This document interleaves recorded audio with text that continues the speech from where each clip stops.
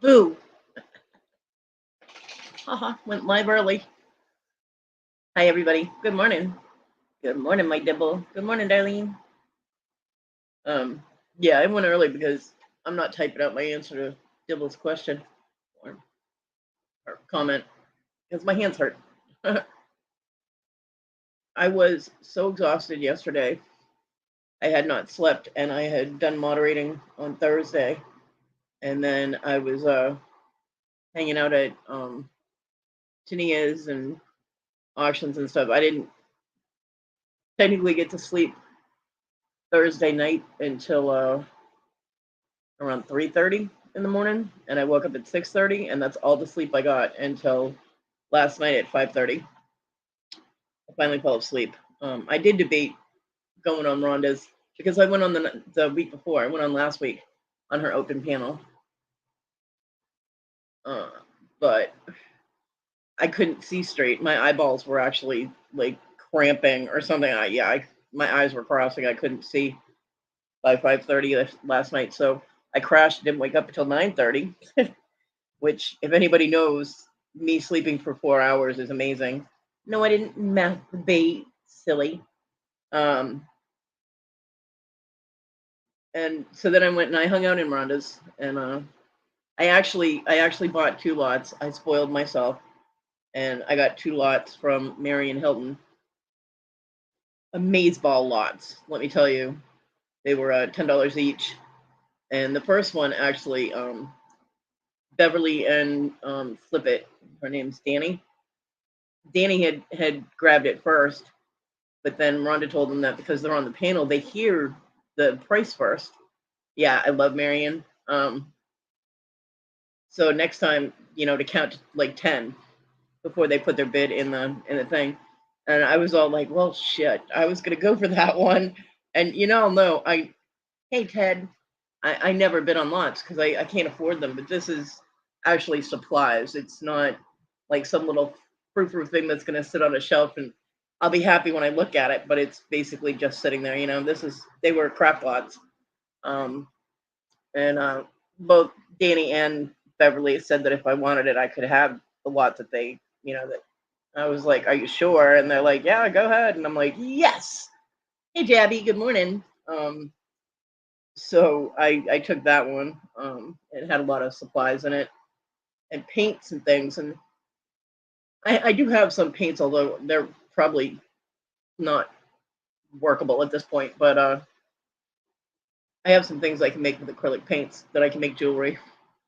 And then the other lot, as soon as I saw that lot, I was like, oh, get out of my fucking way because that is mine.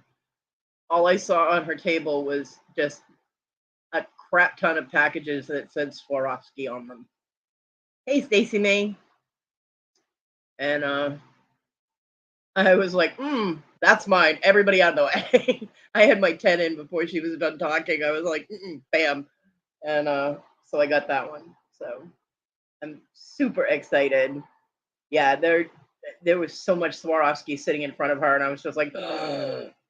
I hoard my Swarovski. I actually need to start making things with it, but yeah, I was like, oh my god, because a lot of Swarovski things, like what she had, is discontinued because Swarovski isn't really producing things for the DIY people. They've discontinued so many things, so everybody was like, damn, she was quick on that one. I'm like, hell yeah. So I mean, the shipping is going to bite me in the butt for for the lot that had all the paint in it. But I wanted that one because she had three. Oh, the hell are they called? The word just flew right out of my head. But she had of the rolls, the 3 rolls of leather lacing, suede lacing, and that stuff is super expensive. And she had different colors, so I was like, ooh, I can make shit with that. So yeah, I'm super excited to get those 2 lots. I'm like, yes. Um, so yeah, I spoiled myself a little bit, and but yeah, I had fun hanging out there. Rhonda's open panel is always awesome. Whether you're in the Mr. Jim was up there last night too. his end of the night type of lot was crazy. Oh my god, he had so much stuff in that pile. And it went past double Benji's. So yeah, I was like, wow.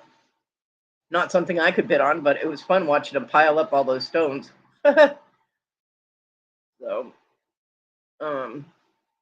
yeah, whether you're in the chat or whether you're on panel, it's super fun to be at Rhonda's on Friday nights. I was actually thinking of copying her idea and doing an open panel type thing on mine on Saturdays. Yeah, it was 205. Passed a double Benji. Good for him. Because I mean, Rhonda does hers at 7 o'clock at night, and there are a lot of people that just don't stay up late or do auctions late, or they have family time or whatever. So I thought maybe something on a weekend or during the day might be kind of a cool idea. And mimicry is the best form of flattery. So I don't know. I have to talk to Rhonda though, because I don't want her to be like, she stole my idea, which I don't really think Rhonda would have a problem with, because Rhonda's pretty cool. But she's a great deal. Stacy made there was so much more worth in that pile. You have no idea. That was probably like a $500 worth of stones. It was crazy. Yeah, because Dibble's not up past dark. Dibble goes to bed early. And actually, I popped on Lydia's Arito Jewels by Lydia. I popped on her auction last night at the end, and was talking to her, and she said that she would be interested in coming on with me during the day. I don't know about a weekend, because she lost her audio. I couldn't hear what she was saying anymore. So, hey, Miss Joni was just talking about Mr. Jim's end of the night lot he did last night. That was fabulous.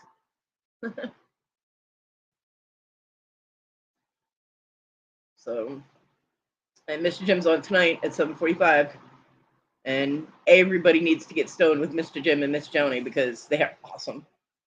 But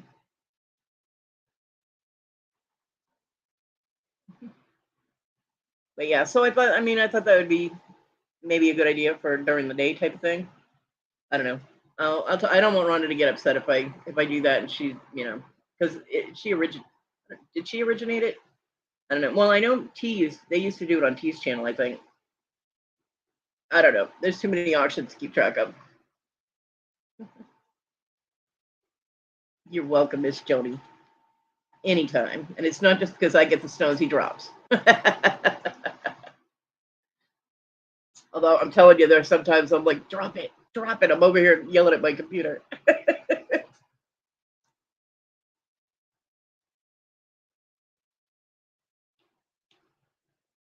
So yeah. Yeah, I know there's a lot of people that do open panel.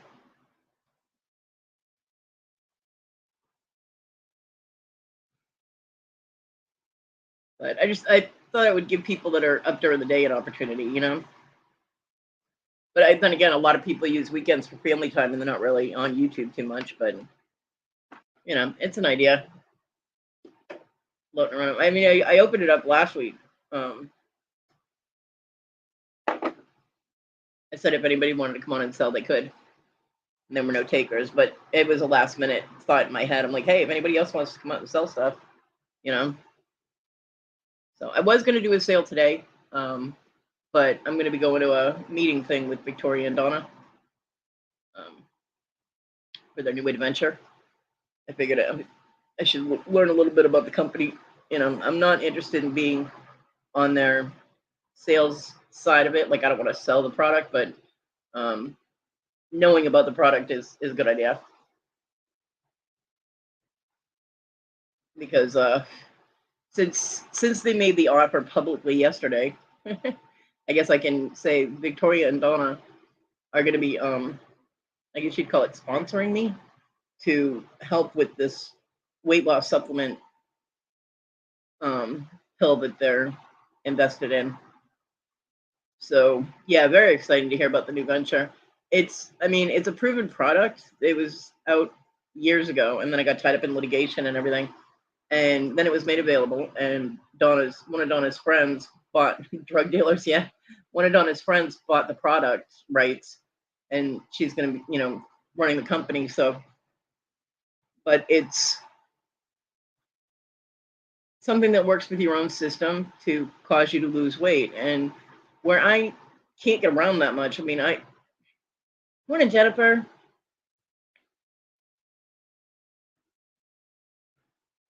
Oh, um, exercising is difficult for me. Everybody's like, "Oh, you can do chair exercises." No, I really can't. Um, yeah, Jennifer, I hope you had a great birthday yesterday. There's something wrong with like all parts of me. Okay. And yes, that includes my brain. Yeah, I do too, Jennifer. I really do. And let me tell you something, if that stuff works, they will get the biggest glowing testimonial from me, you know, because I will be singing their praises and the product praises all over the place. I mean, I already sing, Victoria and Donna's praises as it is because they're wonderful people. But that made me cry when they offered that. It really did. I was over here bawling like a big old baby bear. um, because I mean, chair exercises, you're using your arms and your back, and I have problems with both of those things. So anything that I try and do is going to put me in agony, and then it will be harder for me to transfer from my bed to the wheelchair, etc. So hopefully it's something that will help me because if I lose weight, it will be a lot easier for me to transfer because I won't be having to lift as much, and it will also take the pressure off my knees a little bit because I won't have so much weight on my knees. And then I might actually be able to use my prosthetic. I mean, this could potentially give me the chance to be able to walk. So it's like there, it's like the opportunity for, freedom and hope. It's mind boggling. Jennifer.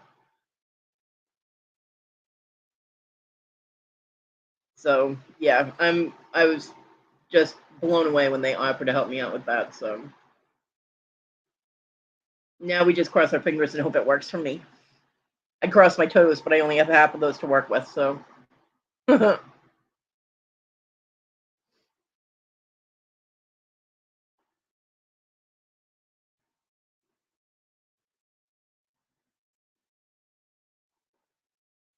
yeah, I told my mom about it, and she was all thrilled because the thing that with the pill that they had mentioned was that you're supposed to eat with food, and Donna was like, well, you eat once a day. If you could split your meal, and I'm sitting there going, I had a cheese sandwich. That was my meal yesterday.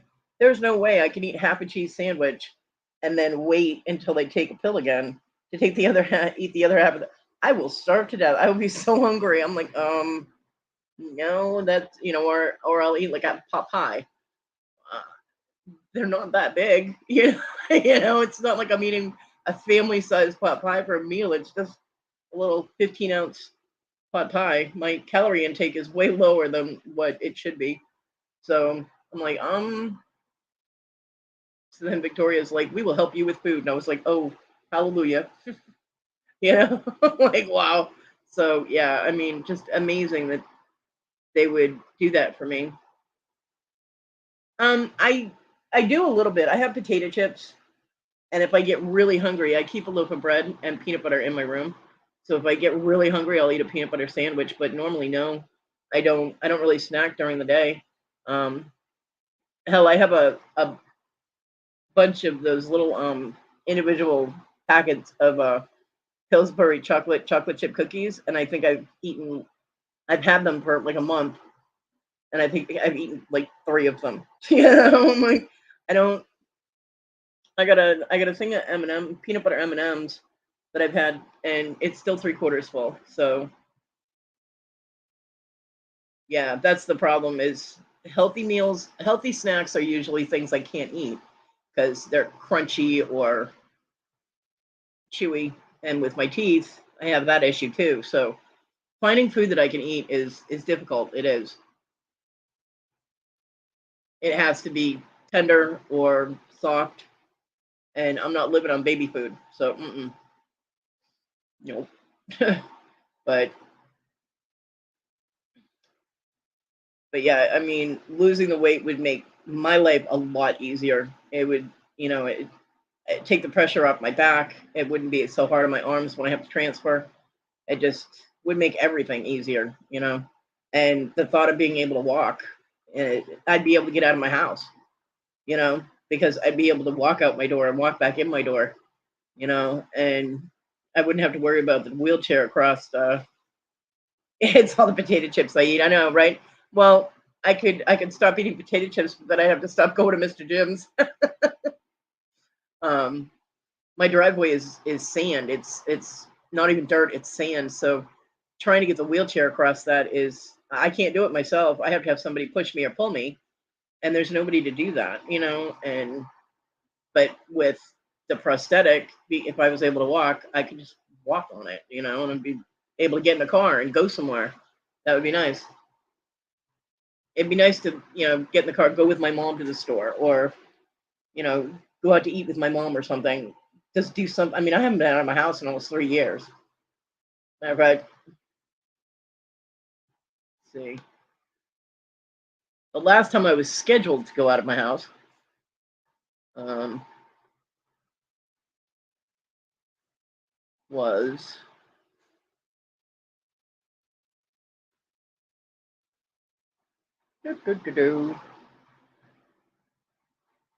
was October 24th, 2020.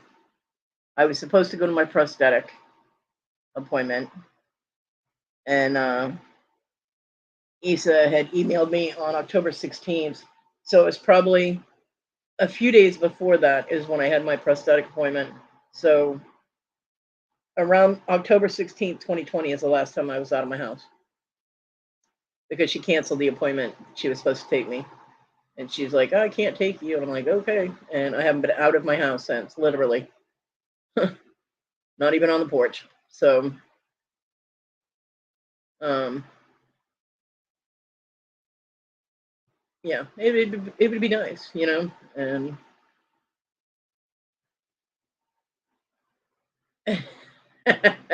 okay, Dibble.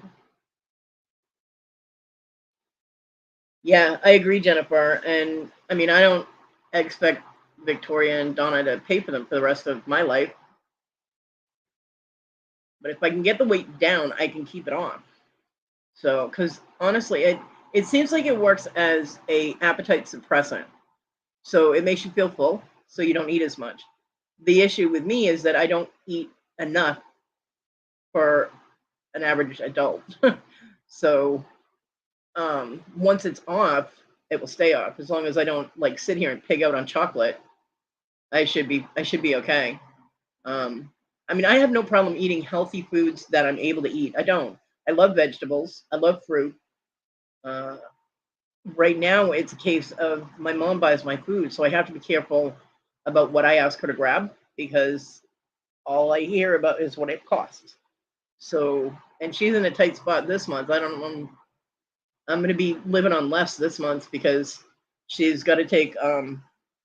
She told me how much she has left for quote unquote extra things.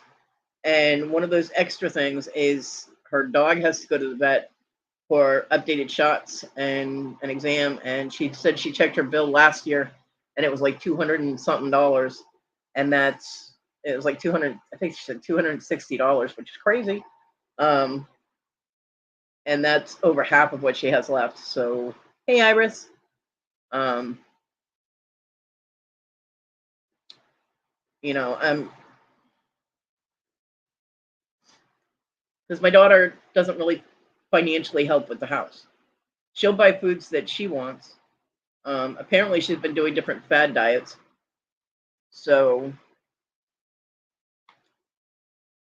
my mom's got a house full of like keto and different. Apparently, she went on some kind of cheese diet. So my mom has a crap ton of cheese in her house. But then she follows the diet for a little while. She'll lose weight on it, and then she'll go off the diet and gain the weight back. But then they've got all this food sitting in the house that nobody's eating. So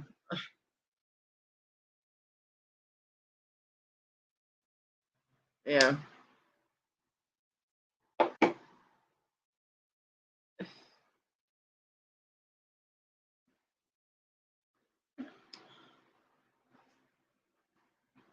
Because my daughter works part time at the college. She works on weekends at her college, helping take care of the animals. Because, like, everybody knows she's um, okay. I don't have Miss Joni's number, so that might be difficult. Just email them. Miss Joni, put your email in there. Good morning, Melissa. Um,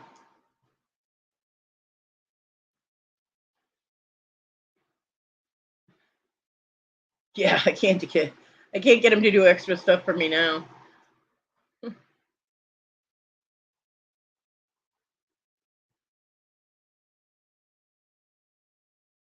So I just, you know, I gotta up my game with me making things, because I mean, when I'm doing sales and things, everybody's seeing the same thing over and over because I don't have any inventory coming into my house. Morning, Bobby.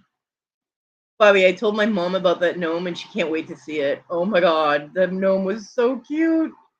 Bobby gifted me a Ray Dunn gnome from Pam, a little old, a little new, the mom of all things wonderful Boston Terriers. And he's so cute. He's a little Halloween gnome. He's so adorable. I cannot wait to get that package.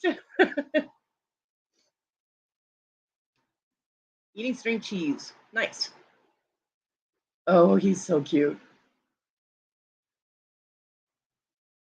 I don't have a rose bush, and how would I put it out there if I did? If I have a gnome in my rose bush, then somebody planted roses here and they put the gnome in it. And it's not working because nobody's knocking on my door.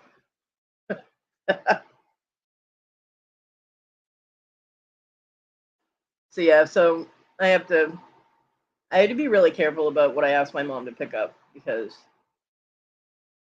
my daughter pays for the internet. That's what my daughter pays for at my mom's house, because she uses it for school and the kids use it for school. Welcome back, Miss Joni. Debbie put her email in there in the chat. If you can scroll up so that you guys can get in touch with each other.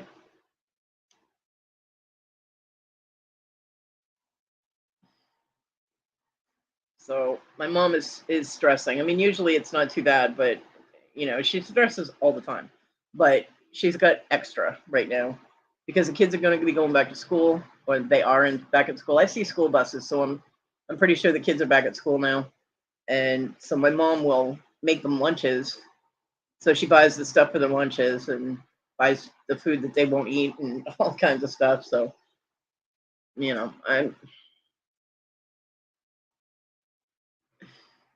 I wish my daughter could hurry up and finish school. That way she could actually work and probably still wouldn't contribute. When she was working full time before, she didn't really contribute that much, which you know my mom let her get away with. So I gotta up my game and start making some things. That's why I was like, ooh, give me that craft lot, or those craft lots. See if I can come up with some things to make for that, and generate some cash going this month so I can take the pressure off my mom. Because my mom doesn't have a problem with picking up the food. Like, we used to do that. I'd do a Walmart order and she'd go pick it up. And they just put it in the car for her. So all she had to do was take it out of the car and bring it in my house. But with her having to go and doing the shopping, it tires her out so bad. So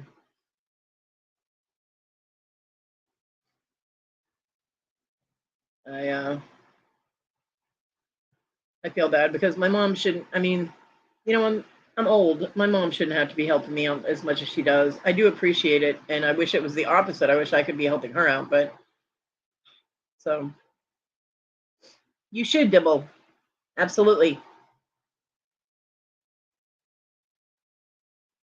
The reason that I haven't been doing unboxings is because when I have too many boxes in my room as it is, and because I have no place to put the boxes when I'm done unboxing, and I have no place to put the things that people have sent me or things that I buy, which the second one is very rare. I just end up throwing the box behind me on the pile, and it's getting ridiculous. So I usually unbox out in my living room that way. If it's a box that I can't reuse, we can break it down and throw it out. You know.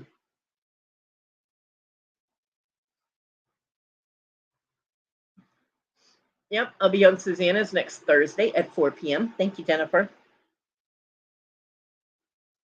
I'm so excited. I was so excited to be on this week, but then some things came up and she had pushed the time back, and then she just canceled it because it was kind of late, and so we're gonna do it this coming Thursday.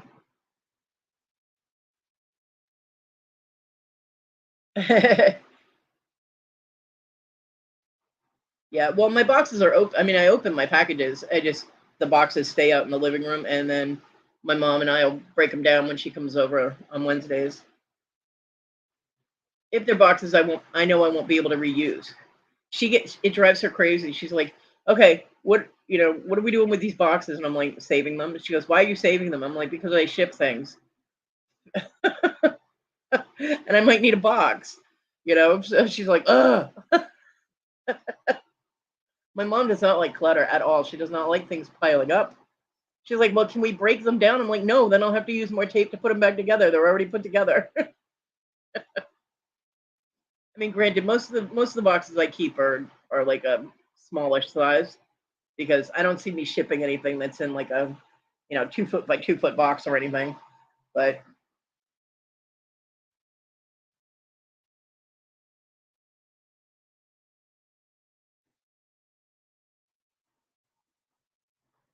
right, Jennifer, I shouldn't. But there are other things that like the little sweater set. Well, the sweater set will actually fit in a bag.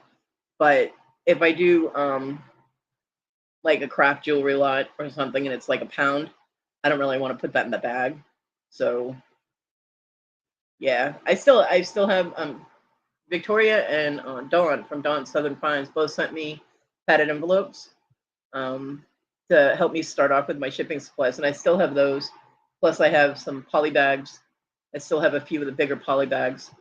Um, so I haven't had to buy any envelopes, but um, like with the package that I have to send Kathy, I'm gonna use a box because Kathy bought that fluorite tower, and I want to make sure that that tower doesn't get broken. So, I mean, it's wrapped pretty secure in bubble wrap, but you know how they treat the mail. So I'm going to put it in a small box. The box might fit in one of the envelopes, but I still want to put it in something a little more secure. So it's going to get its own snug little home in a box.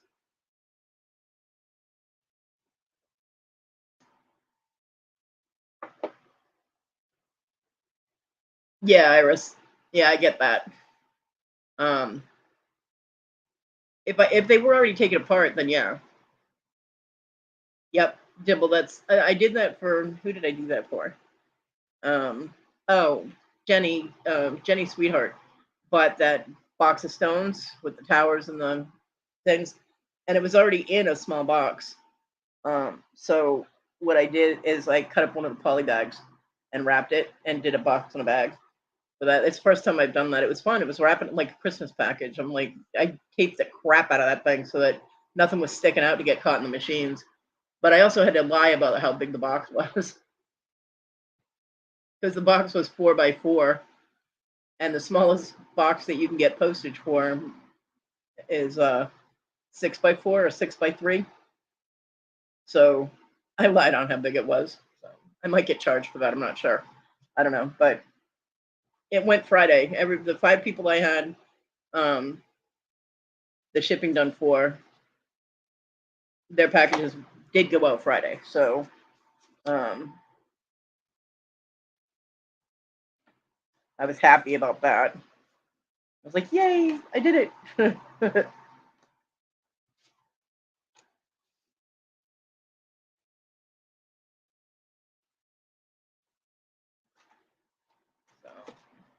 So yeah, Jenny Sweetheart got a bag in a box in a bag, and everybody else that went in, uh, one in either a bubble mailer or Beverly's I had to do in a poly bag because she bought that little jewelry making kit and the earbuds. And it was too big to fit in one of the bubble mailers, so I had to use a poly bag that wasn't padded. So I just wrapped the kit because the kit was in like a plastic case, and just in case it got bumped around or anything, I didn't want that breaking and having beads everywhere. So I wrapped that up. Like Kathy should be wrapped up in bubble wrap. I wrapped that little sucker up and put it in a poly bag.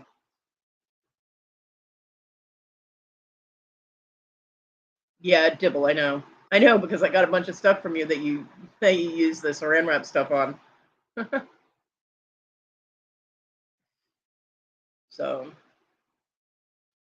yeah, I'll eventually get some of those little jewelry boxes. What I have to do now is put them in the little drug bags and then I wrap them up in bubble wrap and black minerals.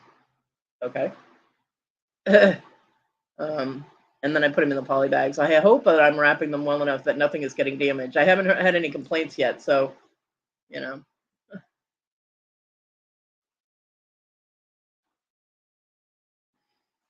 So yeah, the five people that I got their packages out. I got Jen's JRKR. I got hers out. I got Bobby's out. So Bobby, yours is on its way.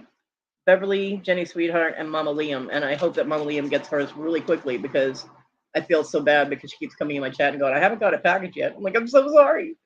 So I made sure hers got out. Have a great day, Miss Joni.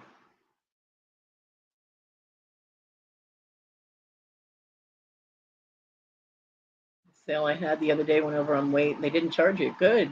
It got delivered to buyer. It was supposed to be under 5 ounces. It was 5.1. You're lucky because pirate ship. I sent something to Victoria and I had reused a box that Larry had sent me. Remember when I sent her that little minion bucket, little trick or treat pail with all the goodies in it and her jewelry that I made her? And the box was like an 8 by 8 by whatever. And I got a notice from Pirate Ship that I was getting charged another, I don't know, like $250 because the box was 10 by 10.2 by 10.4. But I'm like, really? The box morphed into something that would look like a third grader made it? I don't think so. So I actually argued that. You can send the complaint type of thing, like, appeal it. That's it. I appealed that one and I got my money back. Well, they never actually charged me because I didn't have any money in my accounts, but it was hanging over my head there. And the next time I went to buy a label, it was going to charge me an extra $250 for what they said I owed them. So they took it off my account. So, but yeah, Pirate Ship's done that to me a couple of times. And the first one, I didn't know you could appeal it. And it was from my aunt's package that I sent for my mom. It said that the package was bigger than what I said. It was in a poly bag. It can only be so big. I'm like, what? And I hadn't folded the poly bag or anything, so it was the actual size of the poly bag that I sent. And they said it was like 2 inches bigger than what it was. I'm like, wow, they grow in the mail. Amazing. Oh, I'm sorry, Darlene. Well, you're supposed to be here to relax, so just be zen and woosah.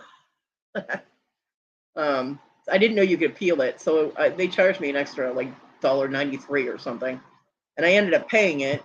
And then I was like, because I thought maybe I mismeasured the bag or something.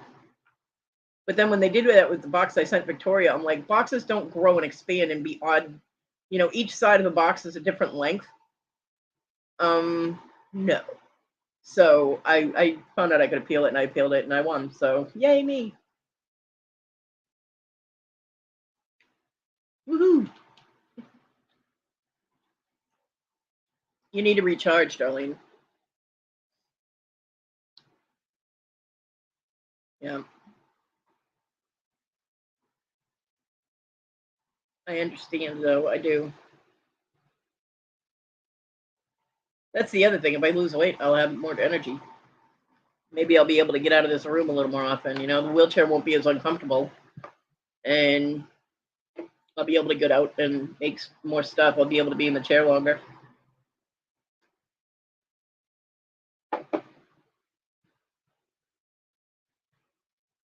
Yeah. You just need to designate a day where it's just for you and stick the rest of the world on a back burner. Just do what you want to do. And, one day out of all this chaos is not going to cause a complete collapse. And take some time for yourself because you don't want your health deteriorating because of all the stress and everything that you have to do, you know.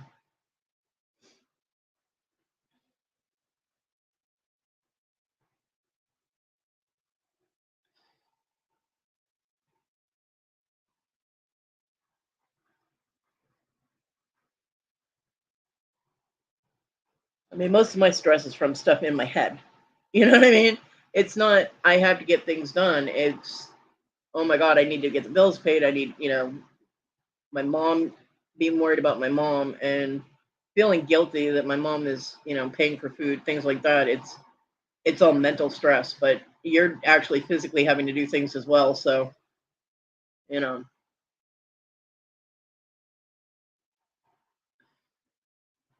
there you go, Bobby.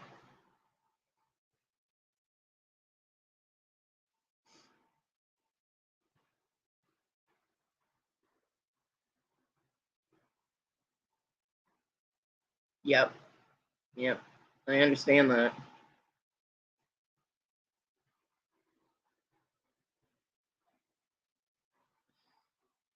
I do. It sucks. And hey, the last time I had to move, when I had to move out of the other house that my son and I were renting, hell, three-quarters of my packing was already done because I had never unpacked from the year that we lived there. I didn't have any place to put anything, so I was like, why unpack it? And it was all still in boxes. And I was still stressing out.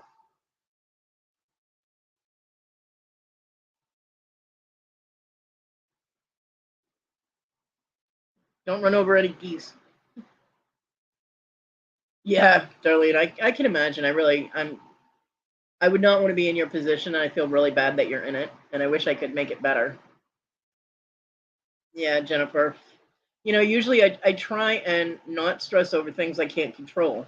But I mean, with bills, that's kind of an important thing. I mean, no matter what, you're gonna have to deal with the bills. And with my mom, I mean, she is 90 now, and so any added stress can affect her health. And she's still having the breathing problems. She was huffing like a racehorse in here the other day, and I was like, "Will you please sit down?" And then she kept touching things on my counter because my counter is cluttered, so I can reach things. And she's like, "It's so messy. Can't I just put things away?" I'm like, "And then how will I reach them?" You know, like, uh, my mom. And she kept touching things. So I'm like, "Mom, stop touching that."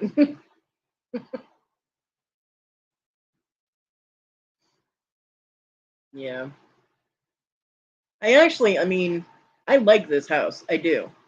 I mean, this is the last place that, John was. And I've got the ramp, which if I was able to be more mobile, I'd be able to use. Well, that'd be nice. You know, and the layout for a single person is not bad. My kitchen is a really good size, which is good because it, allows me to maneuver the wheelchair. And I mean, I don't really have a living room. That's my studio, which is fine because nobody comes here. Um, so that works for me, and then I have my room and then I have the storage room. So the house itself, it's not huge, so I don't have that much to take care of, but it's not teeny tiny that I can't turn around in. So it just needs to be fixed a little bit. The floor getting fixed would be nice, but where I have to roll over broken flooring, it's a little uncomfortable. And I have to make sure always that I have a shoe on my foot because I am not taking the chance on getting a wound on my last remaining foot. That's all I need.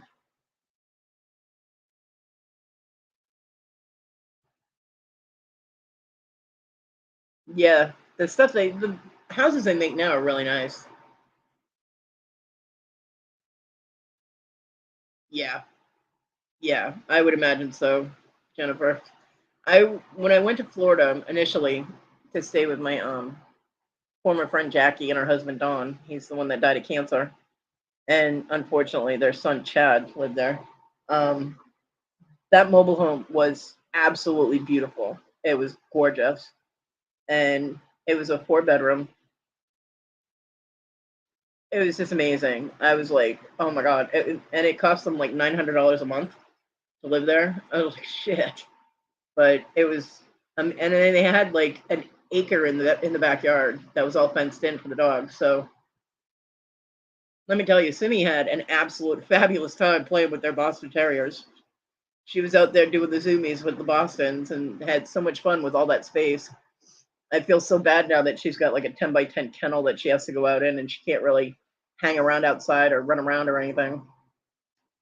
And then she comes back in my room, and it's like, but she is such a good dog that I am very grateful that she is so good. But that house was amazing. And the mobile home that John and I had gotten when we moved here was technically a 2 bedroom when we started out, but the living room stretched 3/4 of the house. So, and it had a closet on the far end. So what John did was he built a wall and put in a door, and we made a room for my bedroom. So we turned the 2 bedroom into a 3 bedroom, and because with my kids they couldn't share a room for long; they were trying to kill each other.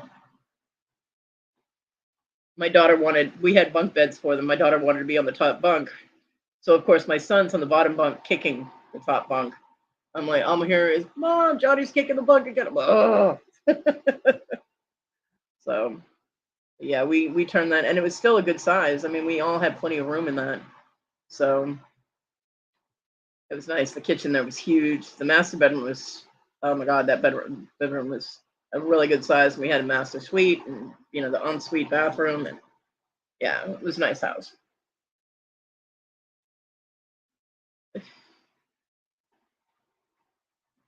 Well, Dibble, if you got enough room, you can come get me and I'll move in and then we can split the costs. That would be a little far away for me to be from my mom.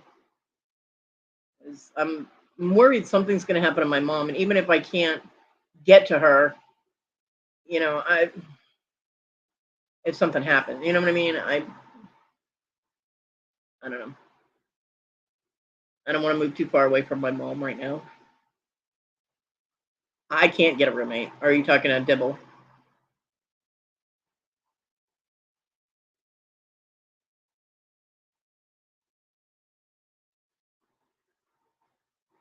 Jennifer L, I'm coming too.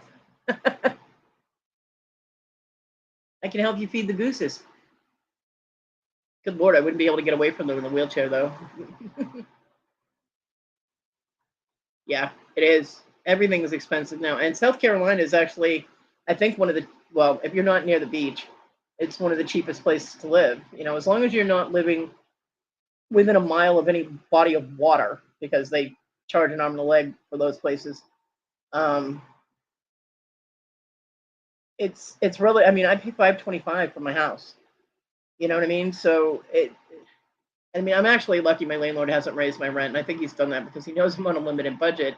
And I'm actually a super good tenant. I mean, I don't cause him any aggravation. I don't have stuff cluttered up on the porch anymore because nobody else lives here to make a mess. Um,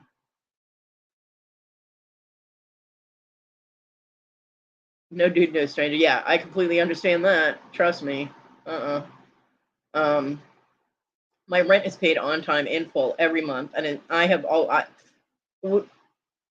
been renting from this landlord for 6 years, I think, 6 or 7 years. And when we, had everybody here and we were splitting costs, I made sure my landlord knew that my part of it was paid in full. Issa sometimes was short because Issa was horrible at budgeting our money. But I made sure I'm like, now my part is all in full there. So if you're going to charge her for not having full rent, she gets to pay that extra money. You know, so he knows. And when I had the other place and it was me and my son, rent was paid in full on time every single month. So I'm pretty much one of those tenants that you want to have, you know.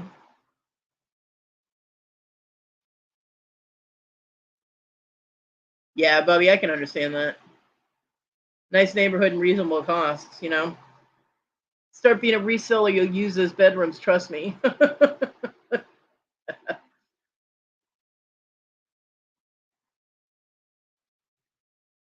So, and I told him one of the times he came recently to pick up rent finally. I forget what he said. I was like, "Hey, you're stuck with me until I die." I was like, because I can't move. I'm like, one, I can't afford to move because you have to have first laugh security and usually a pet deposit, and then you got to rent the truck. And I would have to rent people to help me pack and help me move. And I don't like people touching my stuff, you know. Um, so it's just not feasible for me to be able to move in any way, shape, or form. And I was like, besides, I was like, how many of your tenants have paid their rent in full on time for how many years? He goes, well, that is true. He goes, you are good about that. He goes, and I appreciate it, you know. So, Bobby, one of the rooms looks like a clean order. There you go.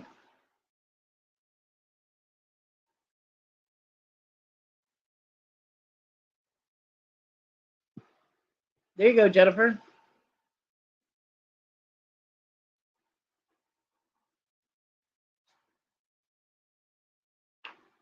Yeah, I mean, John's former boss, Ray, who also died of cancer, he owned a ton of properties here, and he used to go to the property auctions, and you could get mobile homes and single family houses or whatever for, I mean, like 5 grand, and they might need a little fixing. It might. I think one of the houses he bought, he paid $2,000 for the house, and it was a 2 bedroom house on like a half acre of land. He paid $2,000 for it. It needed to be fixed up because the former people that owned it or lived in it before, they trashed the interior. It cost him, uh, I'm gonna say probably about $6,000 or $7,000 to fix it because he had John doing the work and John was cheap labor. Um, so you figure he bought and had a house that he got for under 20 grand. You know what I mean? And he was charging, I think, 600 a month, 550 or 600 a month to rent that house. So, I mean, that's a hell of a, return on your investment. So, I mean, you can get them. You have to be able to, if you get one that's a fixer upper, you have to have the money to fix it. But if you have the money or your credit is good enough to get a loan, you know, yeah,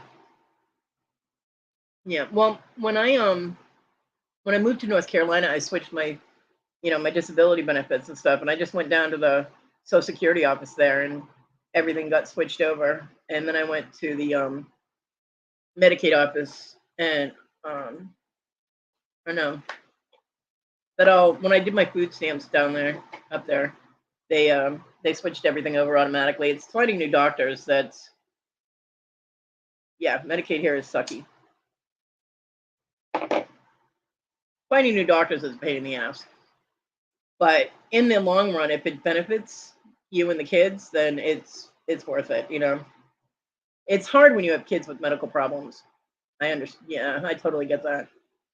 I was lucky. My kids, the only problems they had, well, my daughter had attitude. Not much I could do about that, and my son was ADHD with impulsive control issues, impulsive destructive control issues. So I had to find doctors for him, but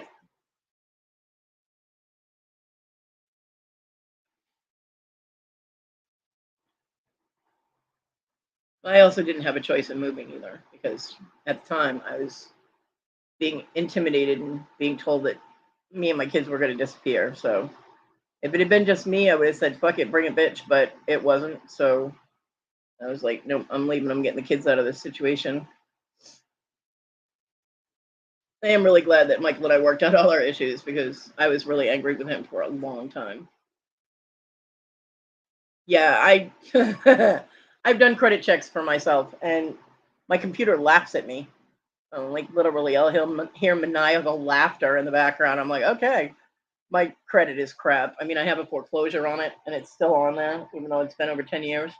So yeah, my credit is shit. Every time, I worked at Walmart. I did Walmart loss prevention, and I couldn't even get a Walmart employee credit card. I was like, okay, that's sad. I'm saving thousands of dollars in merchandise for you people and you won't give me credit? The fuck? But yeah. So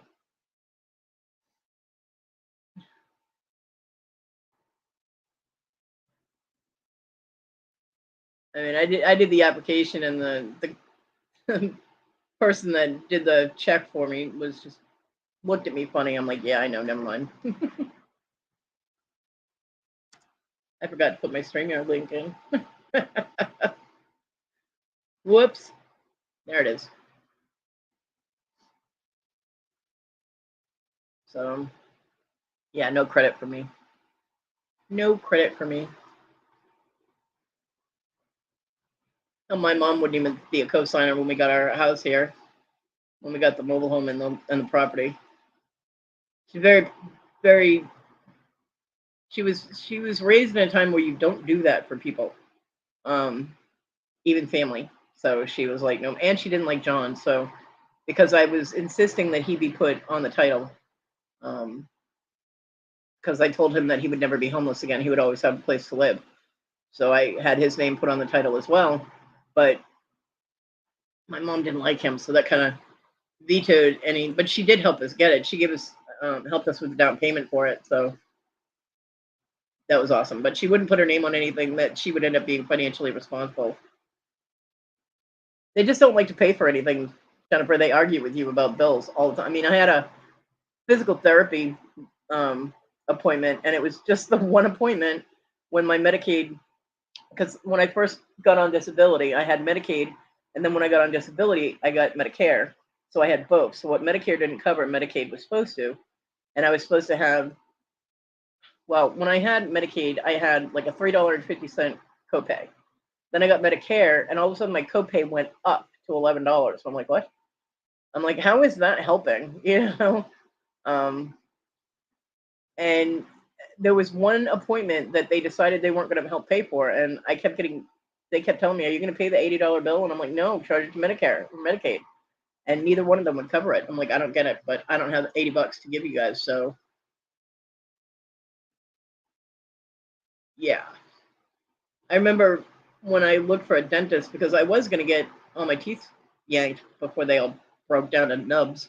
Um, and I was looking for a dentist. There was only one dentist in my area that took Medicaid. One, because Medicare didn't cover dentistry, so I had to use the Medicaid for it. And he was a butcher. I'm telling you, he did not give a damn about anybody, and he had horrible, horrible manners. I mean, his attitude just sucked. Morning, Don, and he hurt me. He almost broke my jaw, and yeah, he was a dick. And I'm just like, no, I'm never coming here again. I ended up getting 5 teeth yanked in one go. They gave me enough Lortab for like 3 or 4 days, and it was just before Christmas, and I was like, I'd like to be able to enjoy chewing on the other side of my mouth, and I hurt so bad I won't be able to eat. So I'm not missing Christmas dinner. Y'all need to give me some more pain meds. And they were like, well, if you have an addiction problem, I was like, what the fuck? I'm like, you yanked 5 teeth out of my head. If I have an addiction problem, I'm like, look, you get the doctor in here right now. Otherwise, I'm calling my attorney. I was not putting. I said, and I'm calling the news stations and telling them what a crappy place that you're running, and you don't give a damn about your patients. So they ended up giving me like a 10-day prescription. Yeah. You know what's funny though is that John looked like some psycho serial killer with a serious attitude and a drug problem because he was really thin, and he could get pain meds at the drop of a hat.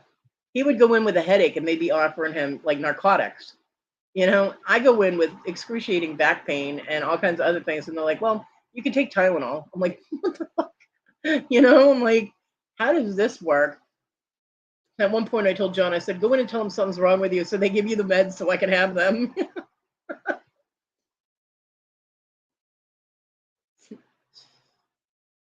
Yeah, and now you can't. I mean, the state is regulating pain medication, so now you can't even get anything. It's going okay, Don. I'm doing pretty good. Doing pretty good. Today's a decent day.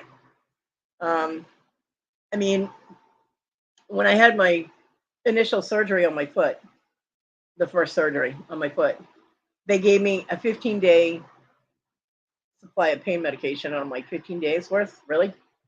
And they said, well, it's pretty strictly regulated, but let us know if you're having problems. So 15 days was up, and on that 16th day, I was like, oh my god. And I waited until about the 18th day, and then I went back to the surgeon. I was like, can you please give me another prescription for pain meds? And he had to fight to be able to get me that prescription. Oh, that's right. Happy birthday, Dawn. I hope you have a fantastic day. And the nurse was telling me that they do surgery for, they did a mastectomy on a woman, and they only would give her 15 days worth of pain meds. I'm like, that's ridiculous. So decent people that don't have any pain, any addiction problems are suffering.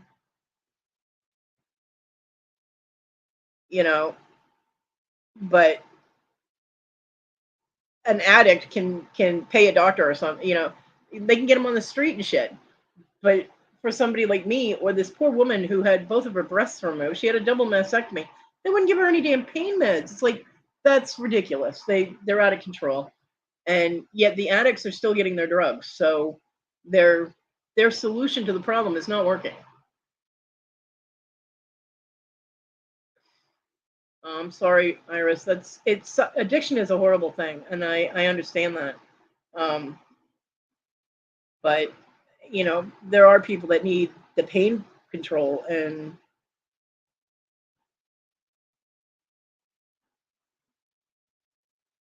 yeah. See, I'm the opposite. State regulating narcotics is what screwed me. I mean, when I got my amputation, they didn't want to give me pain meds. I mean, I got really good ones in the hospital because morphine was my friend for that week. But you know, they lopped off a leg and they gave me 15 days worth of pills after that. I'm like, yeah, I'll be back.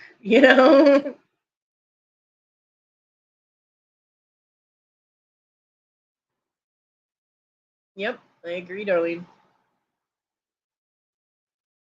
Exactly, Dawn. Exactly. So, it's good morning, my beautiful Susanna. Tina, how the fuck are ya? I know you're listening somewhere.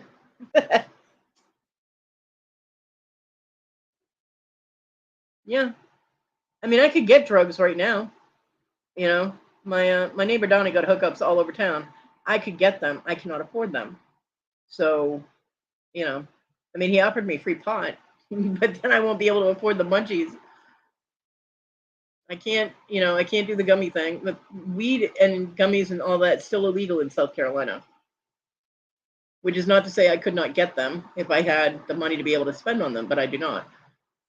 Right now, I deal with pain, which it's funny. Whenever you go to the hospital, they ask you to rate your pain from 1 to 10. And I'm always like 22. And they're like, no, we're serious. I'm like, so am I. um, so, the the pain that people with chronic pain deal with is on a whole different scale than if you get injured, your pain level. So when someone that has chronic pain gets an injury or something happens to them that causes them more pain in an area, it is 10, 20 fold. And it's not to diminish anyone else's pain, but although it's uncomfortable, people with chronic pain get used to it. Um, we're conditioned to deal with that level of pain. So when something extra happens, we're like, oh my God, I'm dying. Jennifer. Yeah, I don't know anybody to be able to do that with, and I don't want strangers coming to my house. Yeah, mine too, Dibble. Mine too. So, yeah. I mean, I'm living in my gloves. You know what I mean? If right now I have the glove on my left hand constantly, unless I'm typing. My right hand actually isn't too bad. Um, but I can't really do too much with the gloves on because the tips are longer than my fingers. And I should actually put my other gloves on, then I can do stuff. But when I want to smoke a cigarette or something, I can't have the glove on. I don't feel like taking it on and off. But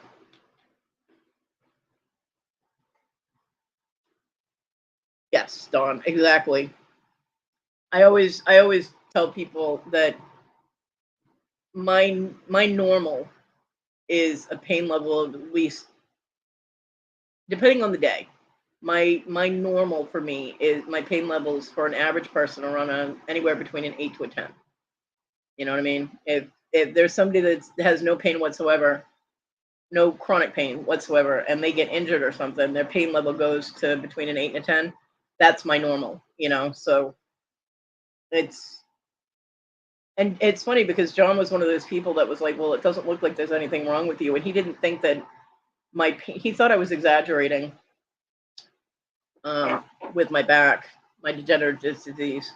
He was, in his head he was like, oh, she can't be that bad, you know.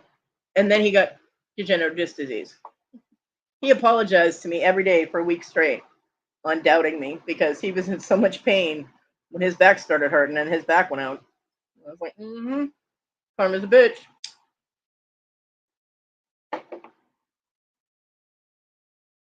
Karma's a bitch. Yeah. So,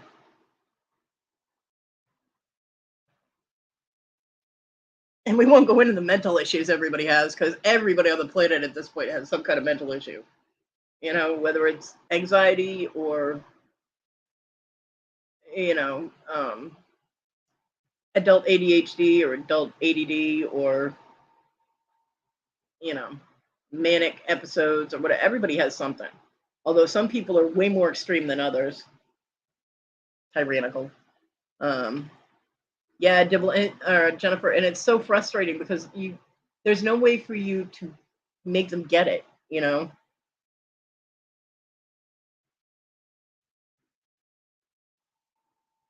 It's possible, Dibble, that some of the nerves were dead.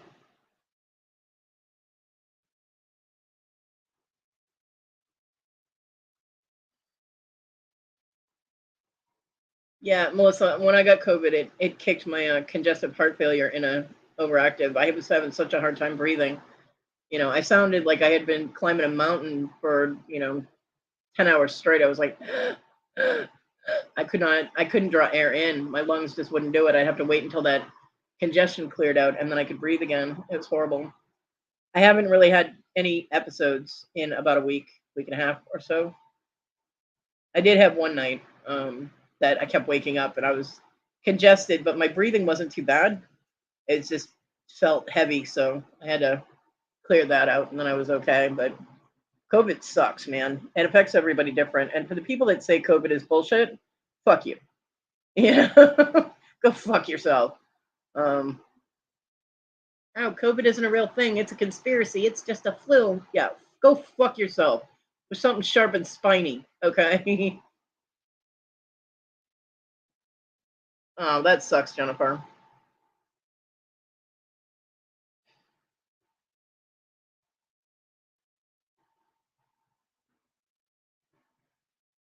Yeah, my tastes are a little off. It didn't get too bad, but things definitely shifted. My taste buds definitely shifted. I didn't lose it completely, and I haven't lost my sense of smell. So I'm grateful for that because I love scented candles, and that would kill me. I'd be like, no, but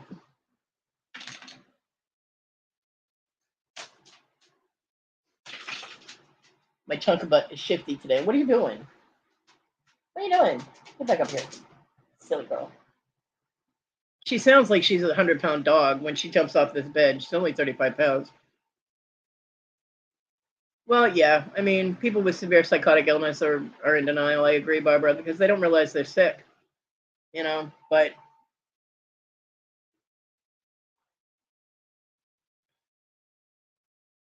ooh, Bobby, ow.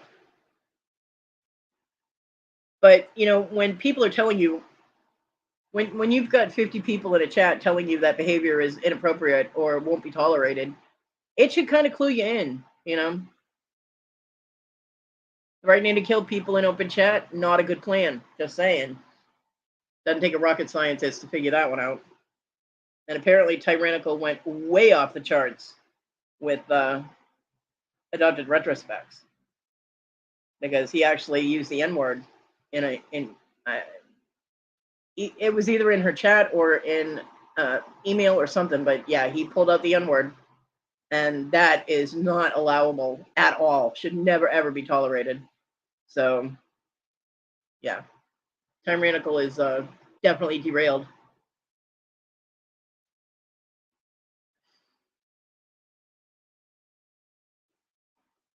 So.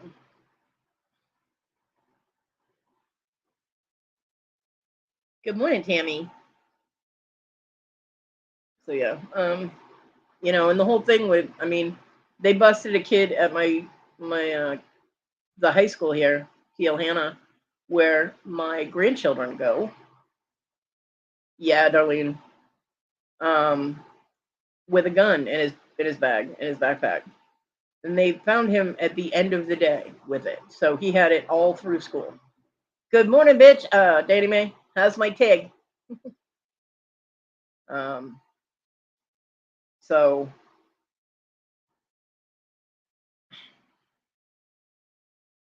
this kid was walking around in school for the whole day with a gun.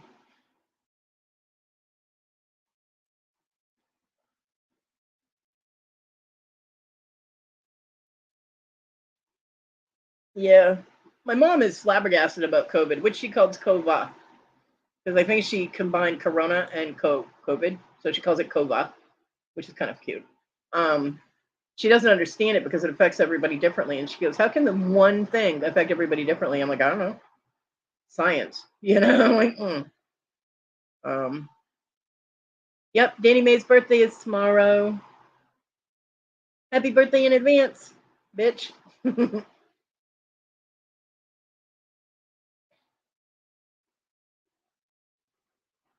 Does she dibble? I don't know. Maybe it's an old people thing. But she also says gnomes and calls her Swiffer a Swifter. So I don't know. It's written on the package, Mom. There's no T in there.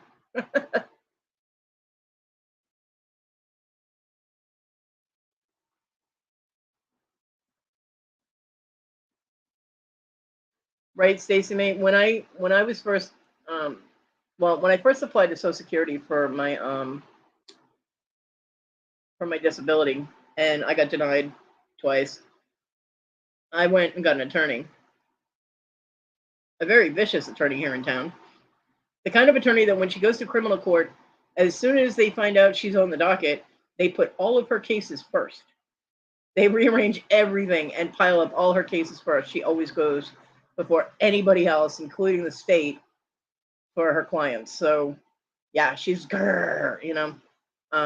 She's awesome. And I went in and I talked to her, and she's like, "Well, you don't have an MRI done." I'm like, "Because they haven't done one. I have Medicaid." And she goes, "Oh no, we're getting you an MRI." And she picked up the phone, called somebody, and said, "Schedule her," and they did. So I went in, I got the MRI, and when she saw the results of the MRI, I was standing in her office, and she's looking. She goes, "Bulging disc, bulging disc, bulging disc." Why are you? How are you still standing? Sit down. She was afraid I was going to fall over in her office. So yeah, all of my discs are bulging. And she's like, "Yeah, you definitely have a case." So she took my case, and I got my disability.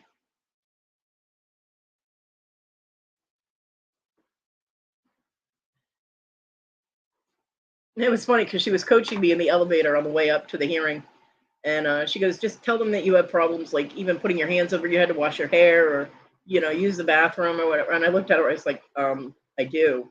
And she goes, "Oh, this case is one."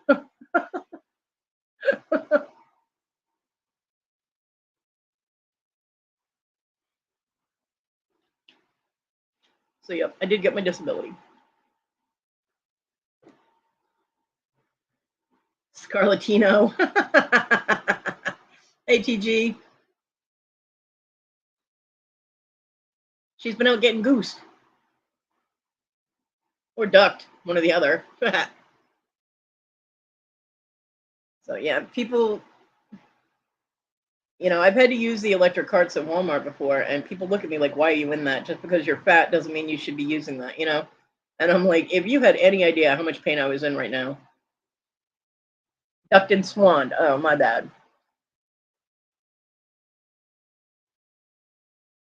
Aw, Jennifer, we love you.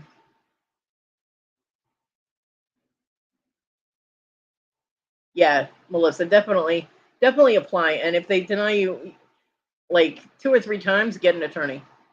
You know,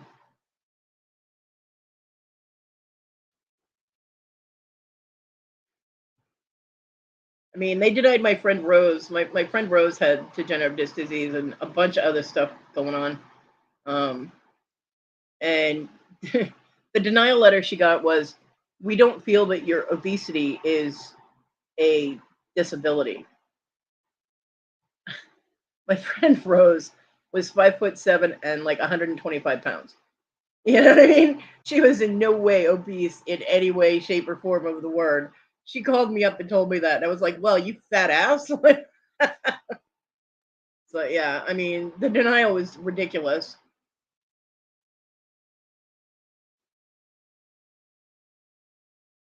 So, but so many people, they see people, they don't realize how much pain they're in or why they have to use special equipment or whatever because they don't look like they should. But you know,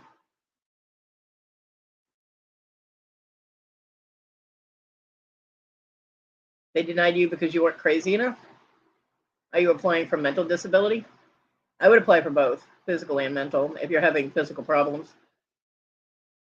Wow, Iris. It took me a long time too because I would get a denial and I would keep trying to go back to work and it just wasn't working. So then I would reapply and blah blah blah. So it took me I think like 4 or 5 years before I finally was like, screw this, and got an attorney because I just couldn't do anything anymore, especially after the dog um took out my back. I was just like, nope.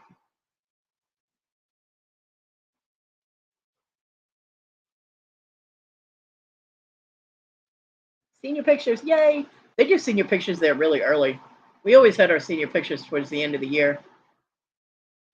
Well, our school pictures were always towards the end of the year. Uh,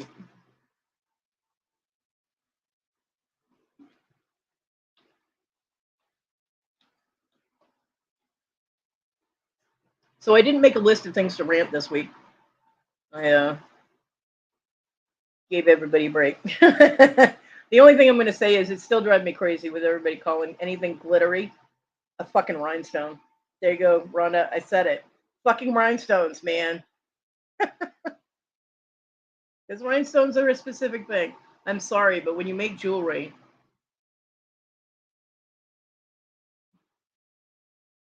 did I want to see what she looked like? Who? What I miss? Oh, your daughter. Yeah, absolutely. Yeah, you're no angel either. Glittery rhinestones.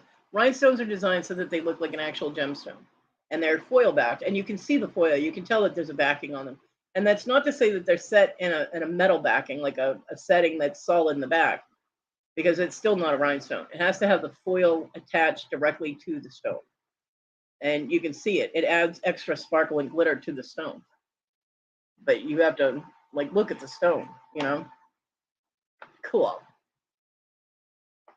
Um,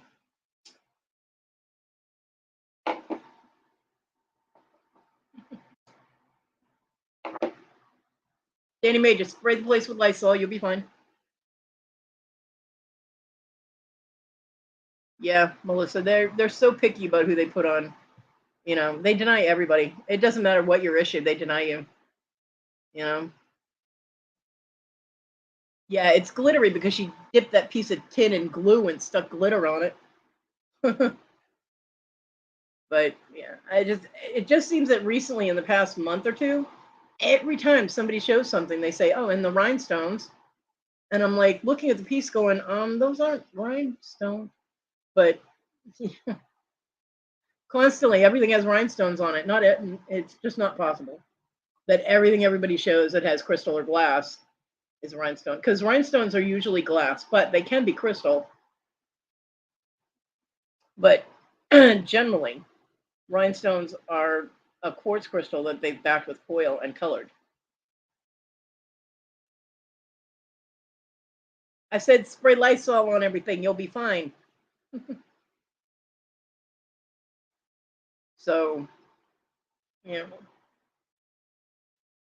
but it does drive me crazy. Hey, Susie,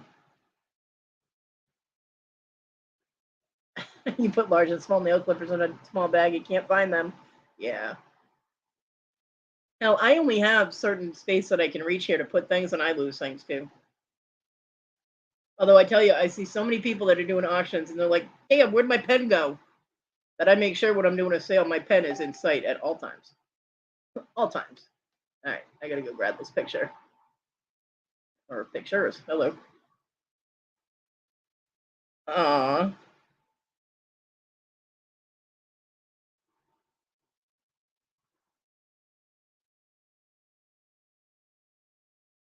Oh wow, they had them wear their cap and gowns.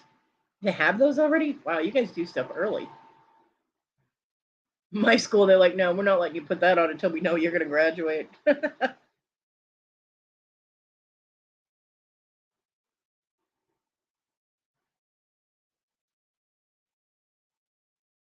let's see. We'll do this one first, and then we'll do the close-up one.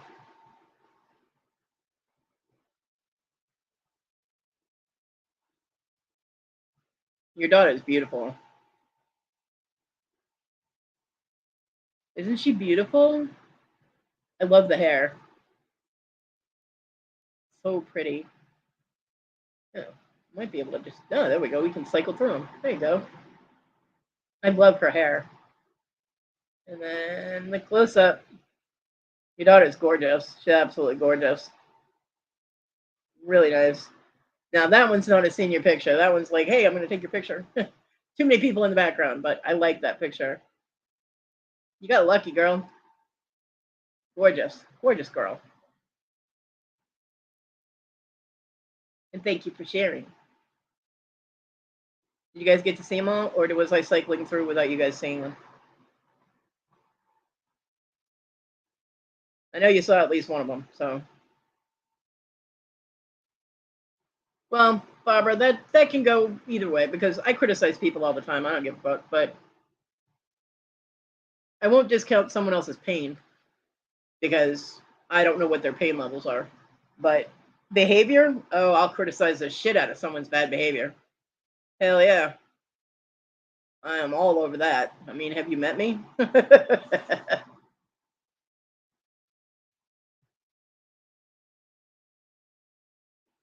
Yeah. Yeah, you'll have to share the professional photos when you get them. I have to scroll back up to see what I missed while I was doing that. um, gorgeous hair, gorgeous hair. Yeah, there you go.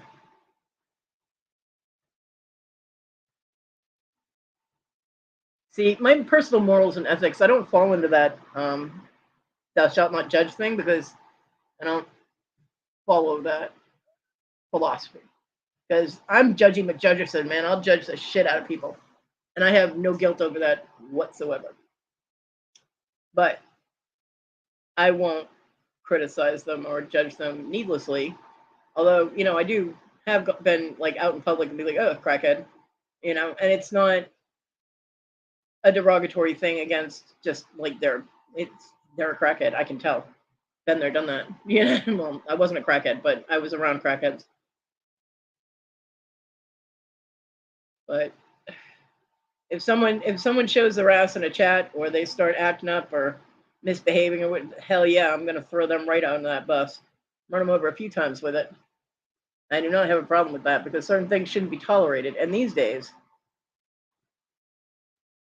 Kenny May, um, these days people are well, we're raised to not cause a ruckus. You know what I mean? Most of us have the upbringing that you don't make waves, you don't cause a problem, you don't criticize or judge, you don't make comments on other people's bad behavior. And I'm like, fuck that. I will call you out in a goddamn heartbeat. You know? Caroline, which one? The one that I was like, get out of my way, that's mine with the Swarovski in it, or the one that had the suede lace in it? Oh yeah, I saw Swarovski, but I was gonna run over everybody for that one. You know me, Caroline. I don't buy things. I don't can't really afford it. But that was crafting stuff that I can use, and I was like, "Ooh, give me that." Yeah, Melissa, you can. You had to be careful about how much you sell because then you fall in a tax bracket, and if you go over what you get on disability, then they can start taking away from your disability. But I have not reached that point yet. I'm not even close. So yeah, when you're on, you don't get enough to live on Social Security on disability. I get let's see, I checked my account, 800 and like $65 a month. My rent is 525. So the rest of my money is taken up into utilities, and I don't even have enough money left over for food. So I have to do something to, I mean, I have to earn the money to get the dog's flea medication. I have to try and make enough for food, or to at least help with the cost of my food, because I don't want my mom paying for everything. And there are certain things that I want to get that I don't want to ask my mom for because they're kind of pricey. Like when I get the chicken, I get chicken thighs, the boneless, skinless chicken thighs, and I get the big pack. There's like 12 chicken thighs in it, that big long pack that you get at the store. That's $13, 13 plus. So,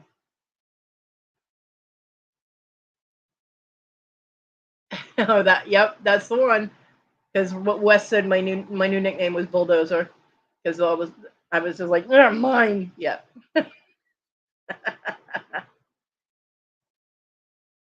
So yeah, it's really not enough to live on. It's not. I mean, you can survive on it if you're careful, but it's not enough to live on.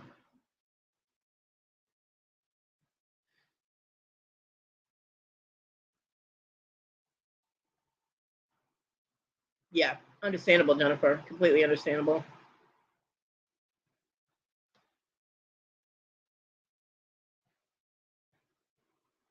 So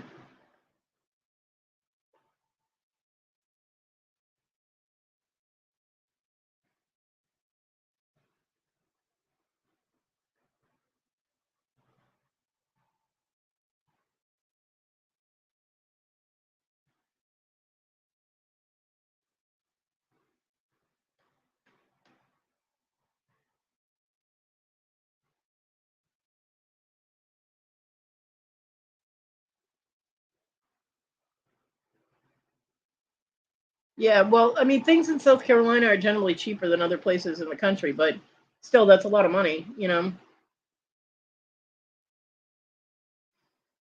It's a lot of money for me to have somebody else pay for it.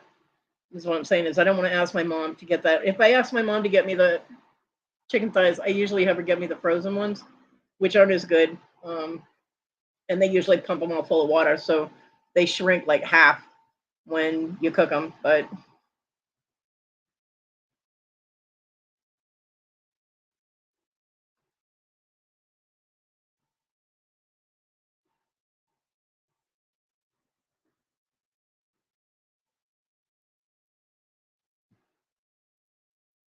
there's my Tig, my Tig. That's actually Dana Mae's dog, but I adopted him, so he's my dog. He's so cute, and he chuffs like Simbi does. He goes poof, poof, poof.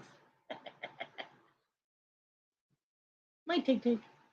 Hashtag give Tig treats. Yeah, my son had to go see a therapist. He didn't like it until I took him to Jim, the guy that's seen everyone in my family except my mother.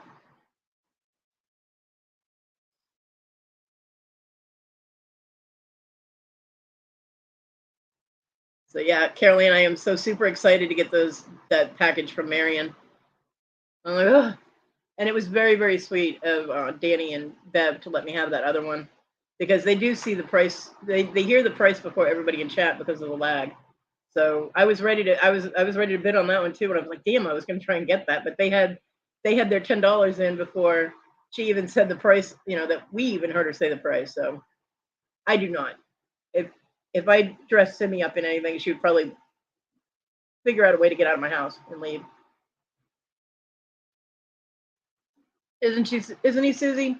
He's so cute.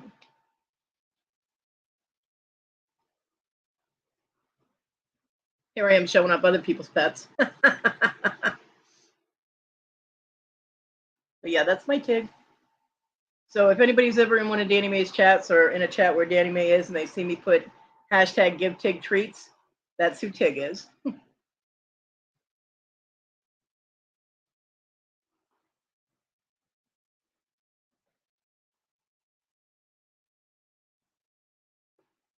Yeah, I'm pretty sure that my neighbors, if the weather is nice, there will probably be a party in my neighborhood. Um, Next door, across the street, and well, on both houses across the street.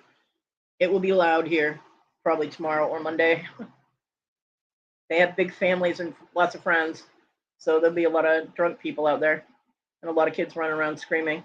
They haven't pulled out the inflatables yet, but I'm waiting because the people across the street from me own their own bouncy houses. They have a bouncy water slide type of thing. Like it's like a slip and slide on steroids. It's like 30 feet long, and it inflatable. It looks like a castle, and it has these little water spouts on the inside that wet down the plastic, and you run at it from one end and slide, and then fall out the other end. It's like shot putting you out the other end.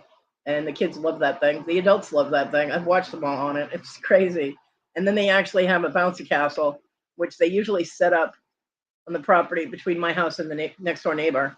So I wake up and I have this green face ninja looking thing looking in my window at me. If I don't know they're setting up, it's kind of startling to wake up and see that looking in my window. I'm like, ah, yeah, TG, me too. I talked about that too. I am super excited and I really hope it works. When I told my mom about it, she was happy because they had said they'd help out with food so that I'd be able to eat when I took the pills. And and of course my mom, you gotta love my mother. She goes, hopefully you're not allergic to it. I'm like, thanks, mom. Now I have something else to think about. So uh, can never just be all positive, can you, mom? Always gonna throw something negative in there. But she is super happy. My mom has wanted me to lose weight since I was a kid, because I've always been big.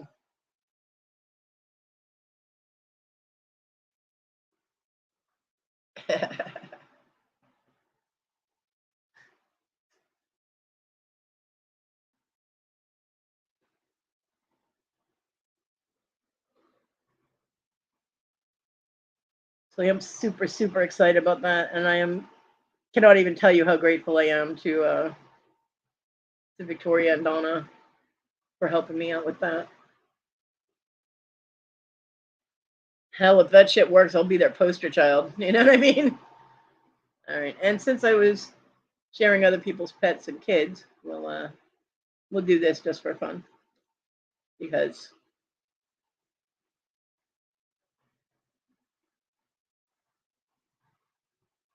she's my baby. Look at that face. My Sim Sim. That's my Simmy. In case anybody hasn't ever seen her, that's my Simmy.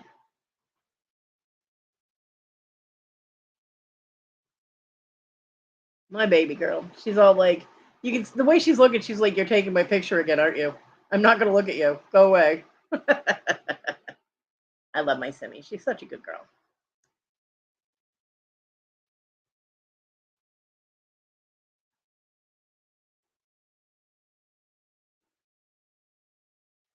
So that's my baby girl who's currently sleeping behind me so that I can't get her on camera. Even if I turn it on, you wouldn't be able to see her. She's camera shy. She was a camera. She was a ham when she was a baby. I mean, she was all like, take my picture, take my picture, pay attention to me. Now she's all like, get away from me, I'm sleeping. Mhm. Right, TG? I can't ask for a raise anymore.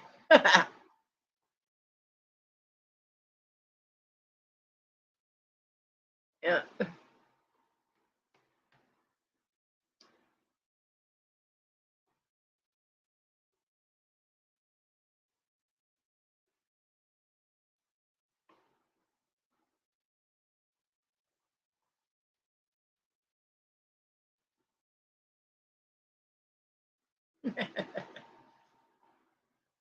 Yeah, it was funny during the talk with her and Donna, and she was struggling for word. I was like, I'm off the clock. You are on your own.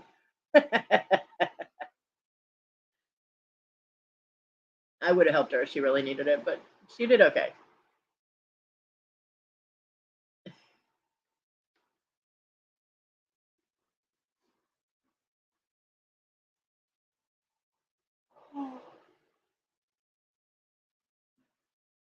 Oh, my computer is so slow. I keep saying I need to save for a new computer. I need a new phone. I mean, this damn phone's only a year old, but because of the charging port being damaged, it takes forever to charge it. Drives me crazy.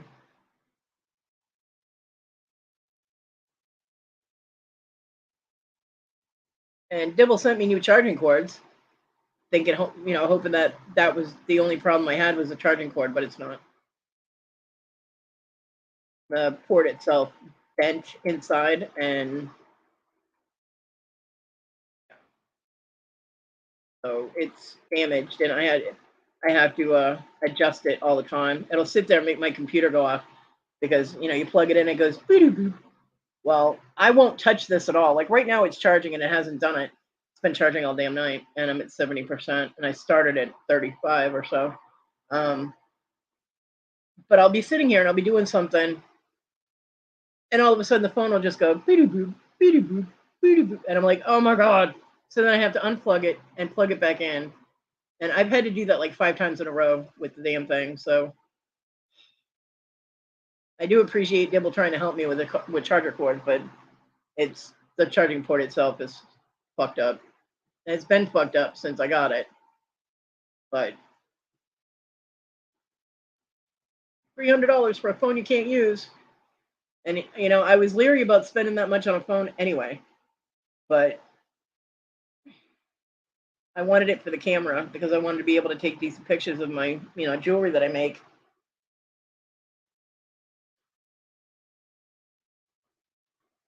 But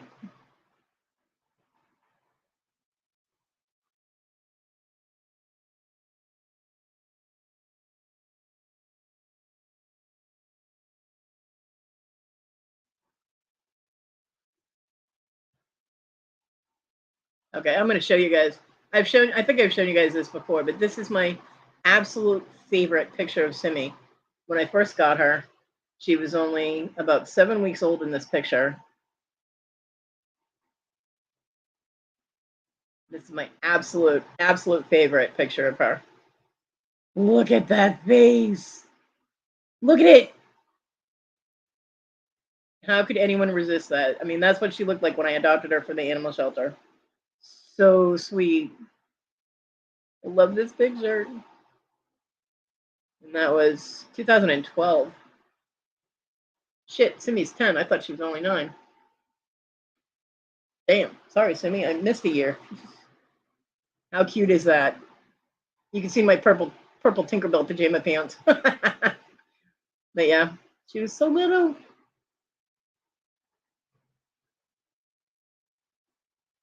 So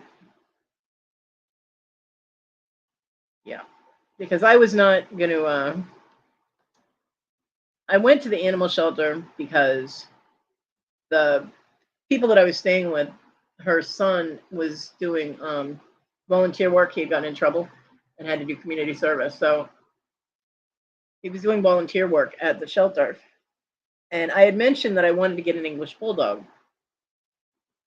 And so he told me that they had English bulldog puppies come into the shelter. So my friend is all like, "Oh, let's go see him. We can get you one." And I'm thinking, English bulldogs at an animal shelter, really?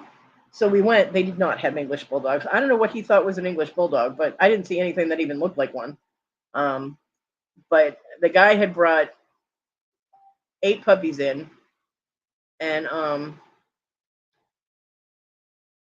they had just gotten released to be put out for adoption because they hold them for 5 days and vet check them and all that. And so there were these 8 or 9 puppies that had just gotten put out in the little kennels. So, we're wandering around. We're there. We might as well look at all the babies, So we're wandering around. And she had her back to the window. She was sleeping, and all I saw was Brindle. All the other puppies were your normal boxer color, fawn, color for boxers, because they're boxer pit mixes. And so all the other puppies were fawn colored, and there was one little brindle puppy, and I am a sucker for brindle dogs. I love the coloring. And so I was like, "Oh, a little brindle baby." And my friend Jennifer was like, "Let's take a look at her." And so they took her out for us, and we went in the little room, and yeah, it was all over after that. There's no way I could resist that face. No way I could resist that face. So, yeah. So I adopted my Simi, and it was complete chaos in that house because the girl that I stayed with had 5 dogs. Most of them were little. She had one lab mix, and the others were all small. She had a tiny little pit bull, man. Talk about a mini pit. This thing couldn't have weighed more than 25 pounds. It was really small. And then she had a Chihuahua. She had a ratter. She had Chihuahua mixed with the ratter. Yeah, and her dogs crapped and pissed all over that trailer. It was a single wide. It was not a fun place to live. It was so disgusting in that house. And I crate trained Simi. And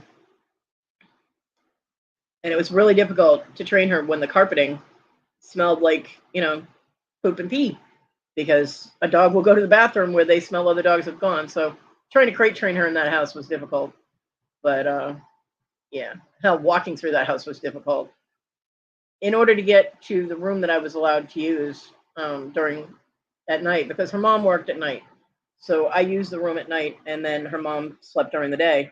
But in order to get to it, I had to go through the kitchen and this little, where the back door was. And it was just a little narrow hallway type of thing where the washer and dryer is on one side, the back door is on the other, and then the bedroom door is in the middle. Well, they put newspapers down for the dogs to piss and shit there. So aside from them shitting and pissing under the kitchen table, which was disgusting, so I'm having to walk through landmines, and she shut all the lights off at night. So I learned to carry a flashlight with me so that I could get through without stepping on anything. It was gross. And her mom was a hoarder. There was barely enough room to get to the bed and get into the bathroom. She even had stuff piled up in her bathtub and in her shower. I'm like, "How do you shower? Do you use the other shower?" She goes, "Oh no, I just use a washcloth." And I'm like, so her mom was taking bitch baths, not really washing. And I was like, "Oh no, no, no, no. I need to use a shower." So I put all the stuff that was in the shower into the tub to add it to that stuff. And then the first time I took a shower, it was like a standalone, those, independent shower stalls. The It started filling up with water, and I'm like, "What the hell?" So, and I almost flooded the bathroom because the water wasn't going anywhere. And so then I went when we went to Walmart, I got like the snake that can snake the drain, and had her son do it. And you don't even want to know what he pulled out of that shower drain. But he did clear it out, and I was able to use the shower. But oh my god,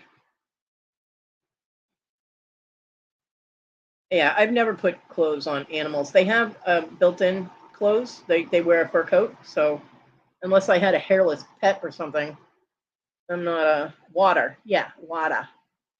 It's filled with water. Um, yeah, I don't put clothes on animals. The most I've ever done is put a bandana on a dog, like around its neck, you know, because I had a really cool Budweiser bandana I used to put on one of my dogs. But yeah, they have natural protection from the elements. I don't put clothes on my pets.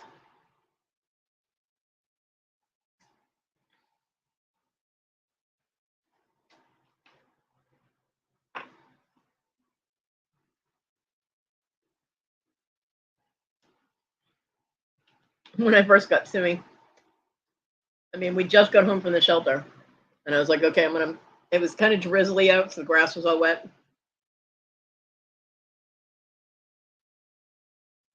No, you don't. um, I I was like, all right, well, I want her to go to the bathroom before she goes in the house, right? Now, she was 6 weeks old when I got her. They said she was 8 weeks. She was not. She was 6. The guy lied about when the dogs were born. So I put her on the walkway so that we could go into the, and I took a couple steps into the grass, and she's sitting there like sniffing at the grass because it was wet. And my friend Jennifer goes, she's not gonna because the grass is wet. And I was like, she's a dog, an animal. She can deal with it. And I picked her up and put her in the middle of the grass.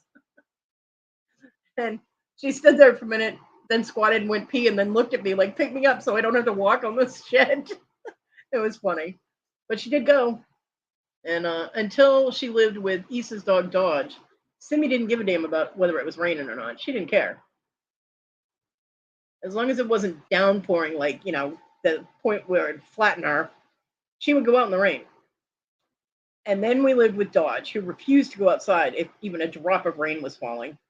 And Issa let him get away with that shit. So all of a sudden, if it was raining, Simi wouldn't go outside. And I'm like, you pussy, what are you doing?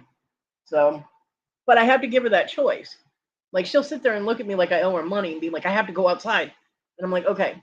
So I'll go out there and she won't do anything.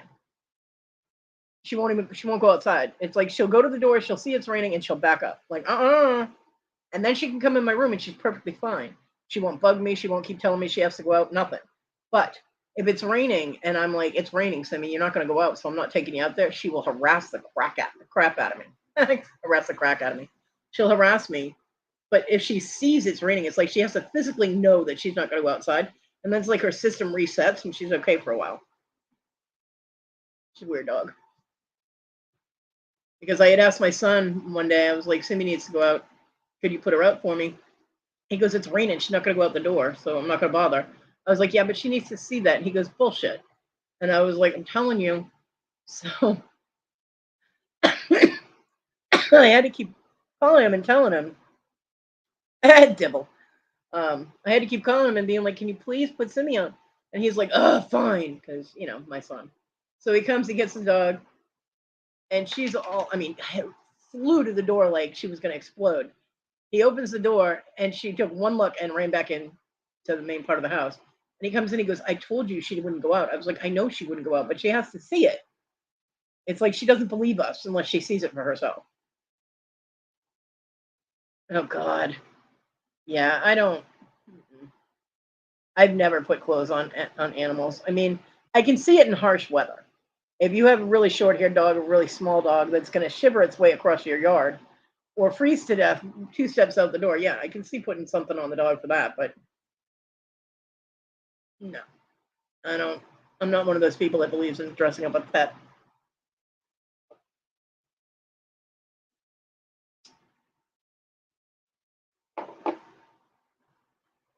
So I'm like, nope, they're warmer than I am, and I know it.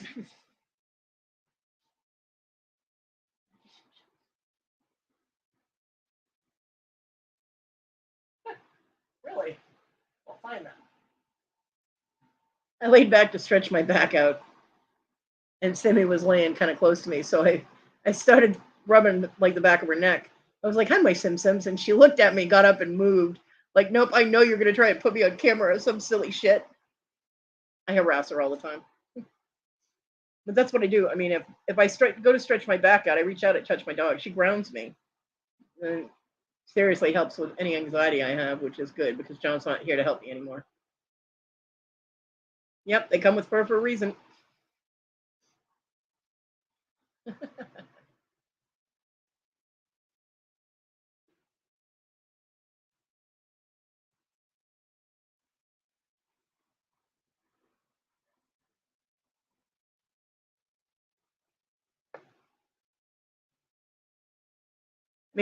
I see people do it, and yeah, they're cute, or Halloween. Halloween is a good time that you would dress up your pet.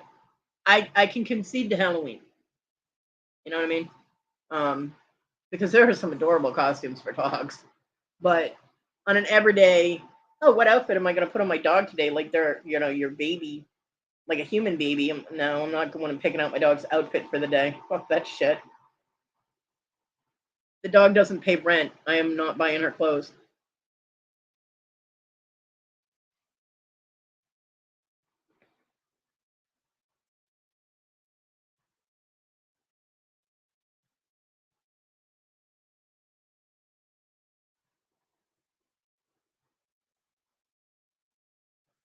Do I like green veggies? That would depend on the veggie.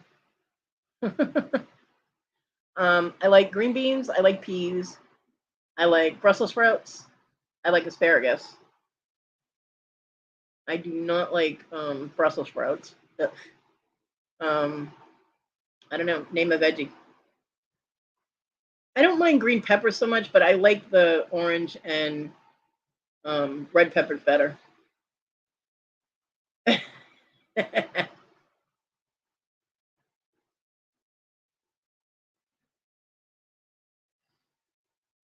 Yeah, sprouts are icky. Sprouts are right up there with that disgusting Vegemite liquid ash shit. Yeah.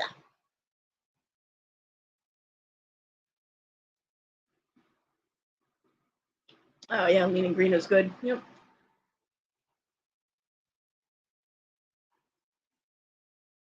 Yeah, I'm actually one of those rare people that likes asparagus. I do.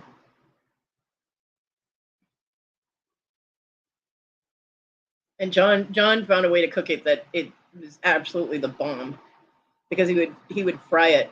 No, Vegemite is disgusting. He would fry it in the pan with butter and garlic. Oh my god, it was so good.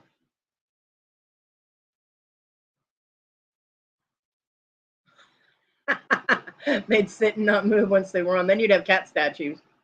We had one of the puppies that Gypsy, our border collie Gypsy had, and it was funny because Gypsy was a golden border collie, which you don't see. You see brown and white, and you see black and white, but you rarely ever see golden and white. So it's possible at some point she had a different breed mixed in there, like lab or something. But um, all of her puppies were black and white, regardless. They were all black and white or a tricolor. She had a couple of tricolor ones, but we had one litter that we named all kind of military or U.S.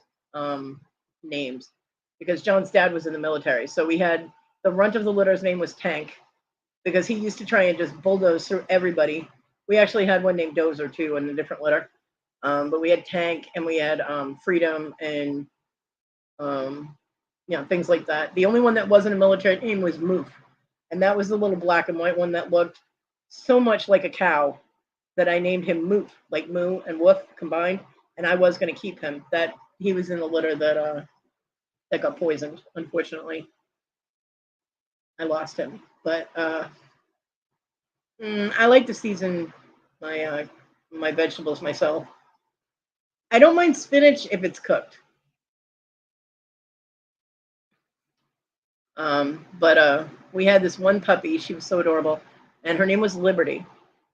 And when we were started leash training the dogs, the only thing I had was the old fashioned choker chains. But I wanted them to get used to something around their necks, so I took the choker chain, I put it on the dog, and she would not move. I was like, "Look, we have a Statue of Liberty." On the other hand, we had another puppy that we put a collar on. Luckily, we just put a regular collar on him because he probably would have killed himself if I had used the choker chain because he just started screaming and spinning and trying to get away. And I'm like, what is going on? I'm like, what are you doing to that dog? And he goes, all I did was put the collar on. Hey, Mike. And yeah, I don't know if it was some kind of repressed memory from a previous life or what, but that dog did not want a collar. Didn't mind the collar, but as soon as you attach to the leash, forget it. You know? Yeah, it was weird. I've never had a dog react like that. So we did finally get him trained so that he wouldn't freak out because, we were working on having to have all the puppies be adoptable. And yeah, it was crazy.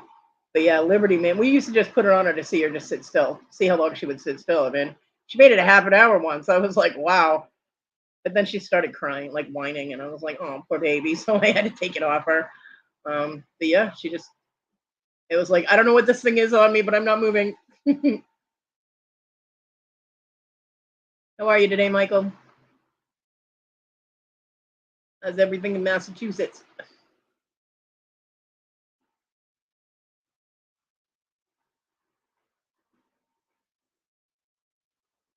For everybody that was here last time Michael was here, he did not send me any money for my electric bill, by the way. Right under the bus, Michael. Right under the bus. I'm doing good today. I'm good. I did get my electric bill paid, so we're good.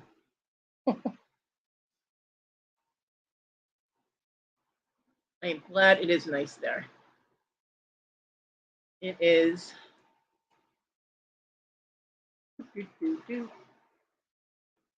It's cloudy here, but it's still sunny.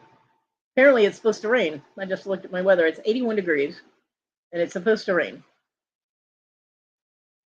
A stray shower or a thunderstorm is possible. Okay, good, because that's good napping weather right there. I sleep so much better when it's raining. I'm not getting Cash App.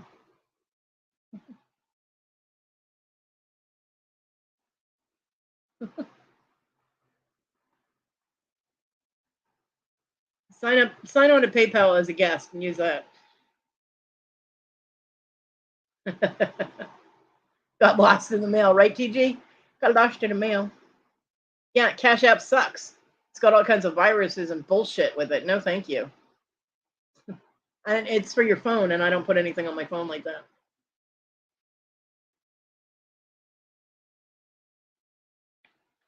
You can use PayPal. You just go in under guest. Well, figure it out. You're a big boy now. You can do that. Yeah, Cash App has had a lot of problems. I'm just kidding. You don't have to send me money. It would be nice, but you don't have to send me money. I just bust on you because we're still married, so the wife is always like, "Give me money." Things are expensive in Massachusetts, so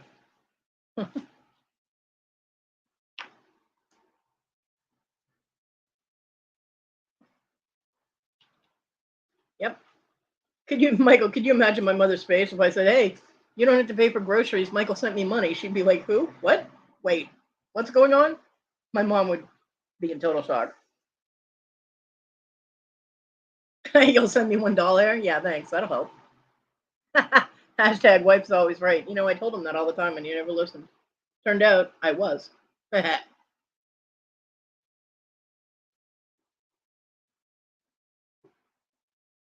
could really freak him out and tell him I'm naked right now. He'd be like, turn the camera on. Nope, I'm not putting that crap on my phone. Mm-mm.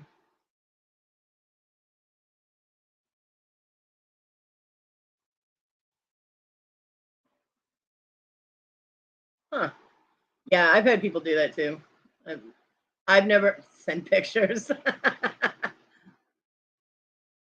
No. um, I've had people send me those too that they got hacked and whatnot. Or I'll get a friend request from them and I'm like, we're already friends. And they're like, well, I had to shut that down.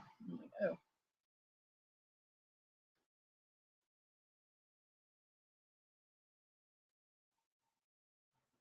I'm just like, okay.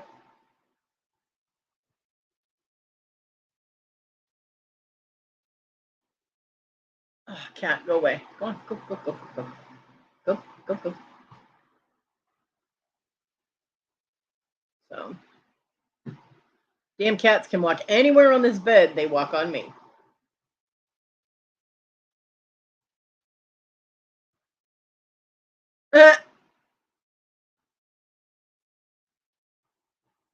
Yeah,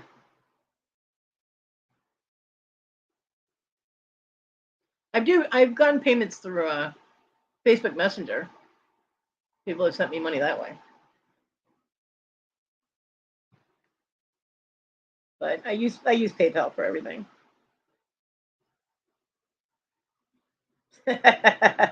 Yeah, TG's in the UK. She lives in Wales.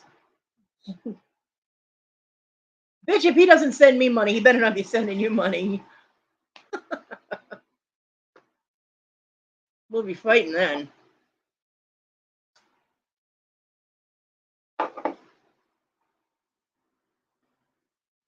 Yeah, because when someone sent me like $10 through Messenger, and I didn't know how the hell to use that, but I was able to set it up so that if someone sends me money through Messenger, I can accept it and it goes into my PayPal. Oh, thanks. In the mail. Thanks. I might mention to everybody, Michael doesn't have my address, so.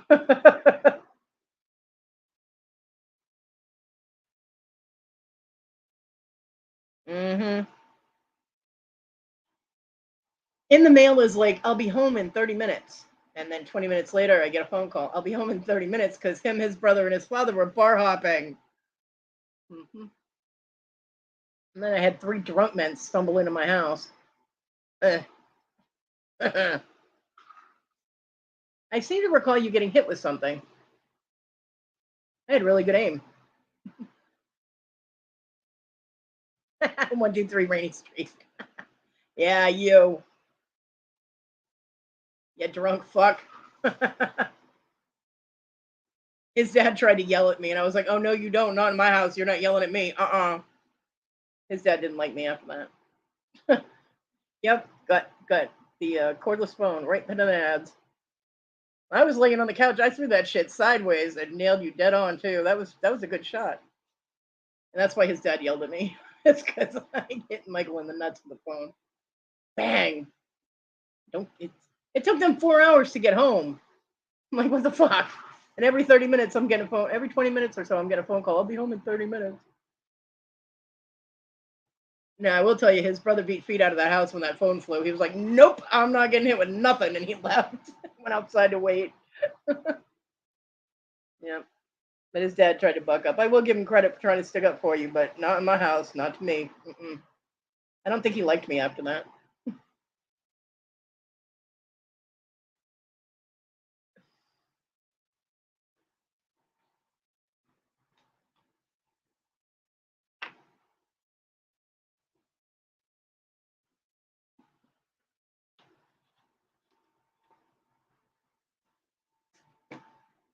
Michael and I, at one point, were going to move to Ocala.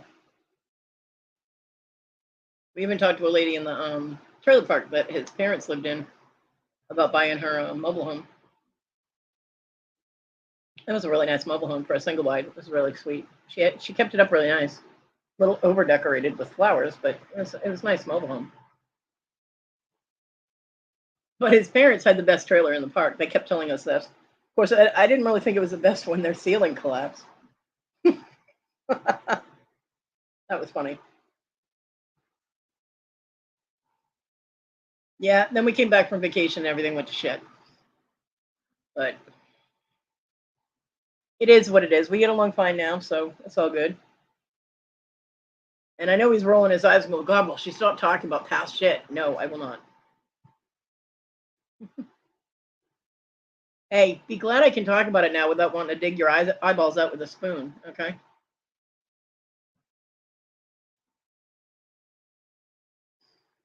TG, what is that? Are you being naughty?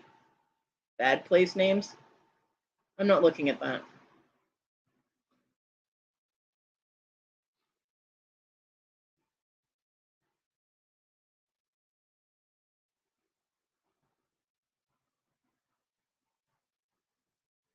Hellcat looked like she looking for trouble. I do. I absolutely remember all the hot sex. That's one thing Michael and I never had a problem with. The sex was really good and it was really frequent, so we were both happy.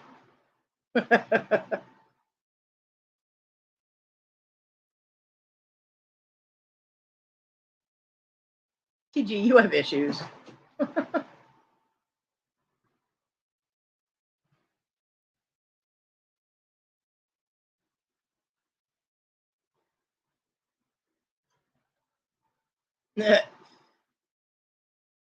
I vaguely recall it at this point, TG.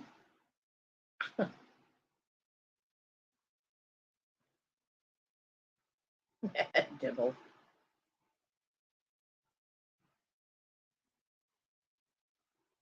No, it wasn't all bad. The first 2.5 years were great. It was that 6 months after we got married that we had the problem.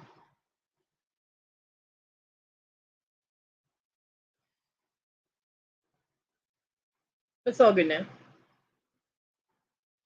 It's the most zen marriage in history, man. We don't fight. We don't even see each other. So, yeah, it's great.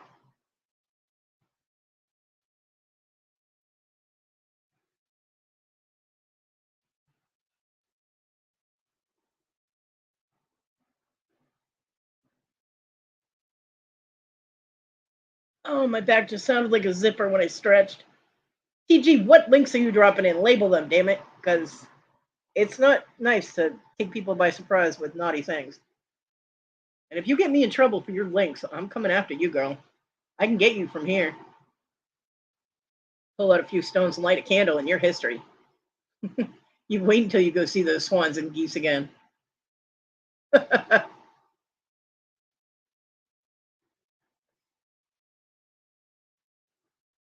They'll be coming at you like a military stealth team. Yeah, you better duck the leg.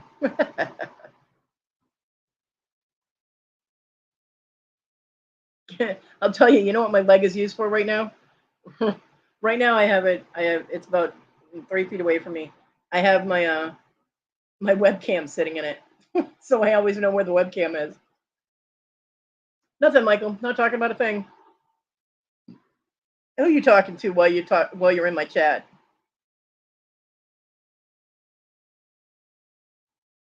Who else is over there listening? Anybody I know? I'll say hi if I like them. If I don't like them, they can fuck themselves.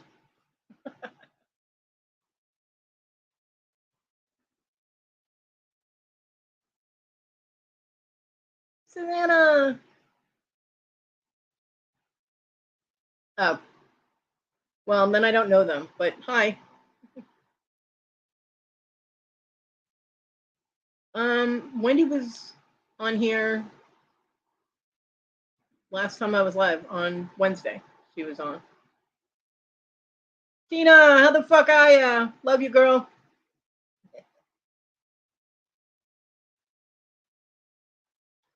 I love you too, Susanna. I told everybody I was going to be on Thursday, and Jennifer dropped the link. So we shouting it out. I can't wait. Yay!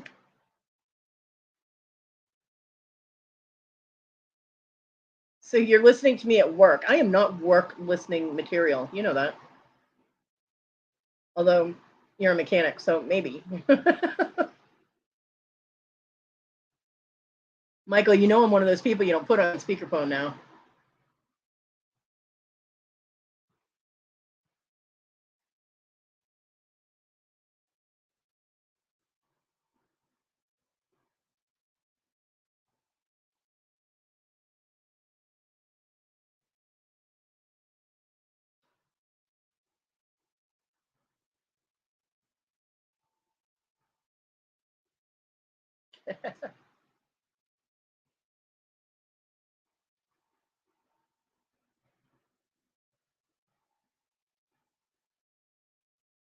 That's right. No, never.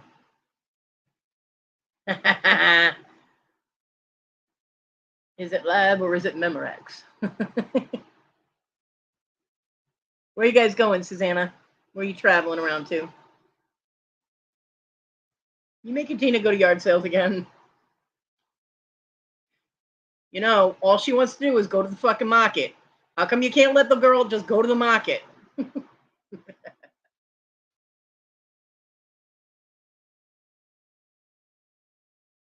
Don't kick over any lemonade stands, Tina.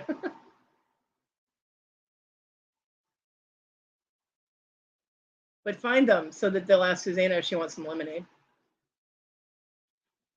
That was so funny, little kid following Susanna around at a yard sale. You want to buy lemonade?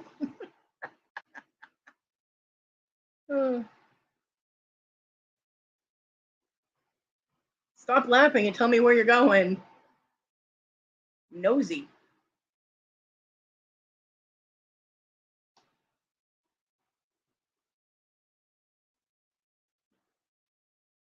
Good God, Kodi in stereo. Could you imagine? You have a friend that wants to move to North Carolina? Or wants you to move to North Carolina? Well, that's kind of close.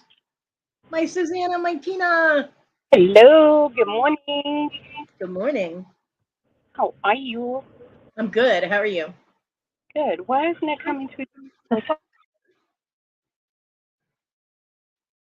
I don't know. So where are you guys going?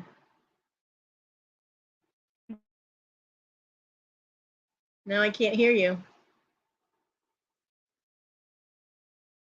What Kodi? part? There you are. You're We here. okay. Where are you going? Tina's going to the market. I'm staying in the car. No, Gina's been running errands all morning long. Susanna just stays in the car drinking her coffee. Not true. What fucking store have you gone into yet? No swearing. Oh, sorry. It's What store morning. have you gone into yet? What store? Yeah, what store have you gone into so far? Oh my God, that lady is carrying 2. So maybe she's got a big family. Leave her alone. You don't know what I go through when I go shopping. You only come home with one carriage, right? No, you don't see the carriage because everything's in the car. Oh my God. Goodbye. I'll be back. Darlene, that does not surprise me. My Susanna. I'm in the car. I am not going into that market. I'm not. I nailed that though, didn't I? Tina wants to go to the market. Yeah, like my hair's sticking out. Like seriously, honest to God. But he's going to Stop and Shop. Oh, I feel like I have a glow. Oh, You always have a glow, Susanna. it must be it's my white aura. I think. That's right. It's your beautiful aura. Look, I'm glowing too. You're glowing. We both have white auras. It's actually the light coming in my window. Mine too. Yeah. It sounded good. So what is a white aura anyway? What does that mean? Well, white is purity. So it's cleansing and innocence. Yeah. Yeah. Good things. Good things. I look like hell, but No, you don't. You always look beautiful. well, maybe that's why I go into the market or something. I don't know. No, I didn't go to the market because I didn't want to, guys. Because half of the people in there are going to look a hell of a lot worse than we all do put together. Hey, I've gone to Walmart in my pajamas. I give 0 fucks. Are you one of those? Are you serious? Hmm. I had a bunch of those pajama pants with like Disney characters on them. Like I had purple Eeyore pants. I had green Tinkerbell pants.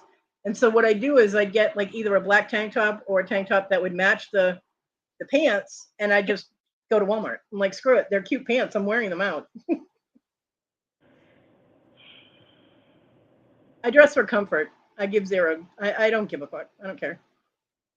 I used to take my son to the bookstore because I couldn't afford to I wear PJs if there's people around. Damn, TG, I'm not walking around naked outside. I'm not scaring the planet.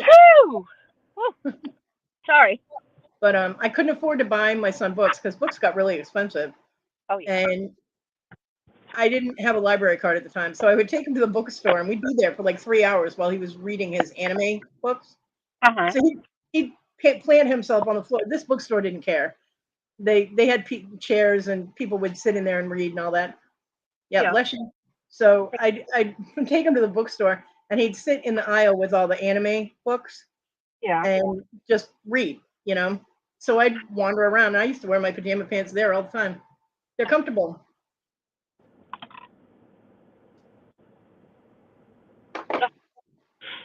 Hell, I haven't worn a bra in 10 years or more.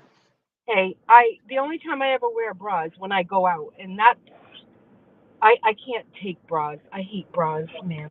I really honestly do. I don't wear them out either. I don't give a fuck about people's opinion. They're not paying my rent, doing my laundry, washing my dishes, or giving me orgasms. So their opinions, they can blow them right out their ass. Oh my God. You're crazy. Have you met me? I have. Not in person, but yeah. Someday, maybe. Go cook for you. Yes. Feed me. Yeah, That cookbook. Does Tina know about the cookbook? No. That's going to be so funny. You have to get that on video the first time she sees it. Oh no, that book. Literally, I don't even know why I even did right off the bat just jump on it. I think I was just in awe of the book, and then that's when I put a price in for it. But I'm telling you, that's like probably the best $5 I've ever spent in my life. And it has recipes. Not only do you have the shock factor and the the humor factor, but some of those recipes look really good. Oh my God, so funny. What's for dinner? Thighs wide open. We're having bacon bondage chicken. Oh my God. That's funny. You have to get that on videos at some point with her with that book. She's gonna be like, look at what Sue is trying to fucking feed me. You know what? I don't think she'll ever complain with a roasted chicken with bacon on top. I don't think anybody would complain about that. That's how I do my turkey. I always put bacon on my turkey. Oh, When really? Yeah, I load it up with bacon. Nice. Whenever I've made turkey, I usually make like some kind of herb butter. Like I mix the butter and the herbs all together, and then Yeah. I put it under the skin, hmm which is disgusting, but it makes the turkey taste really good. Oh, 100%. Yeah, definitely. No, TG, it's not fake bacon. No fake bacon. Fake bacon should be against the law. Fake bacon is for dogs. Not my dog. She doesn't get people food. When they make, when you have a salad and you put that jar of bacon, what is it, bacon bit? A bacon Bacon right? bits, yeah. And they put it on the salad. That's not bacon. No. No, you have to cook the bacon, crunch it up, and then put it on your salad. Although I will say that Walmart brand, the Great Value brand, is actually bacon and it's soft, so I can eat it. So I've gotten that and put it in food before, and they have a low sodium one too. So I used to get the low sodium one so that John could still have real bacon. Uh-huh. So, but it's good.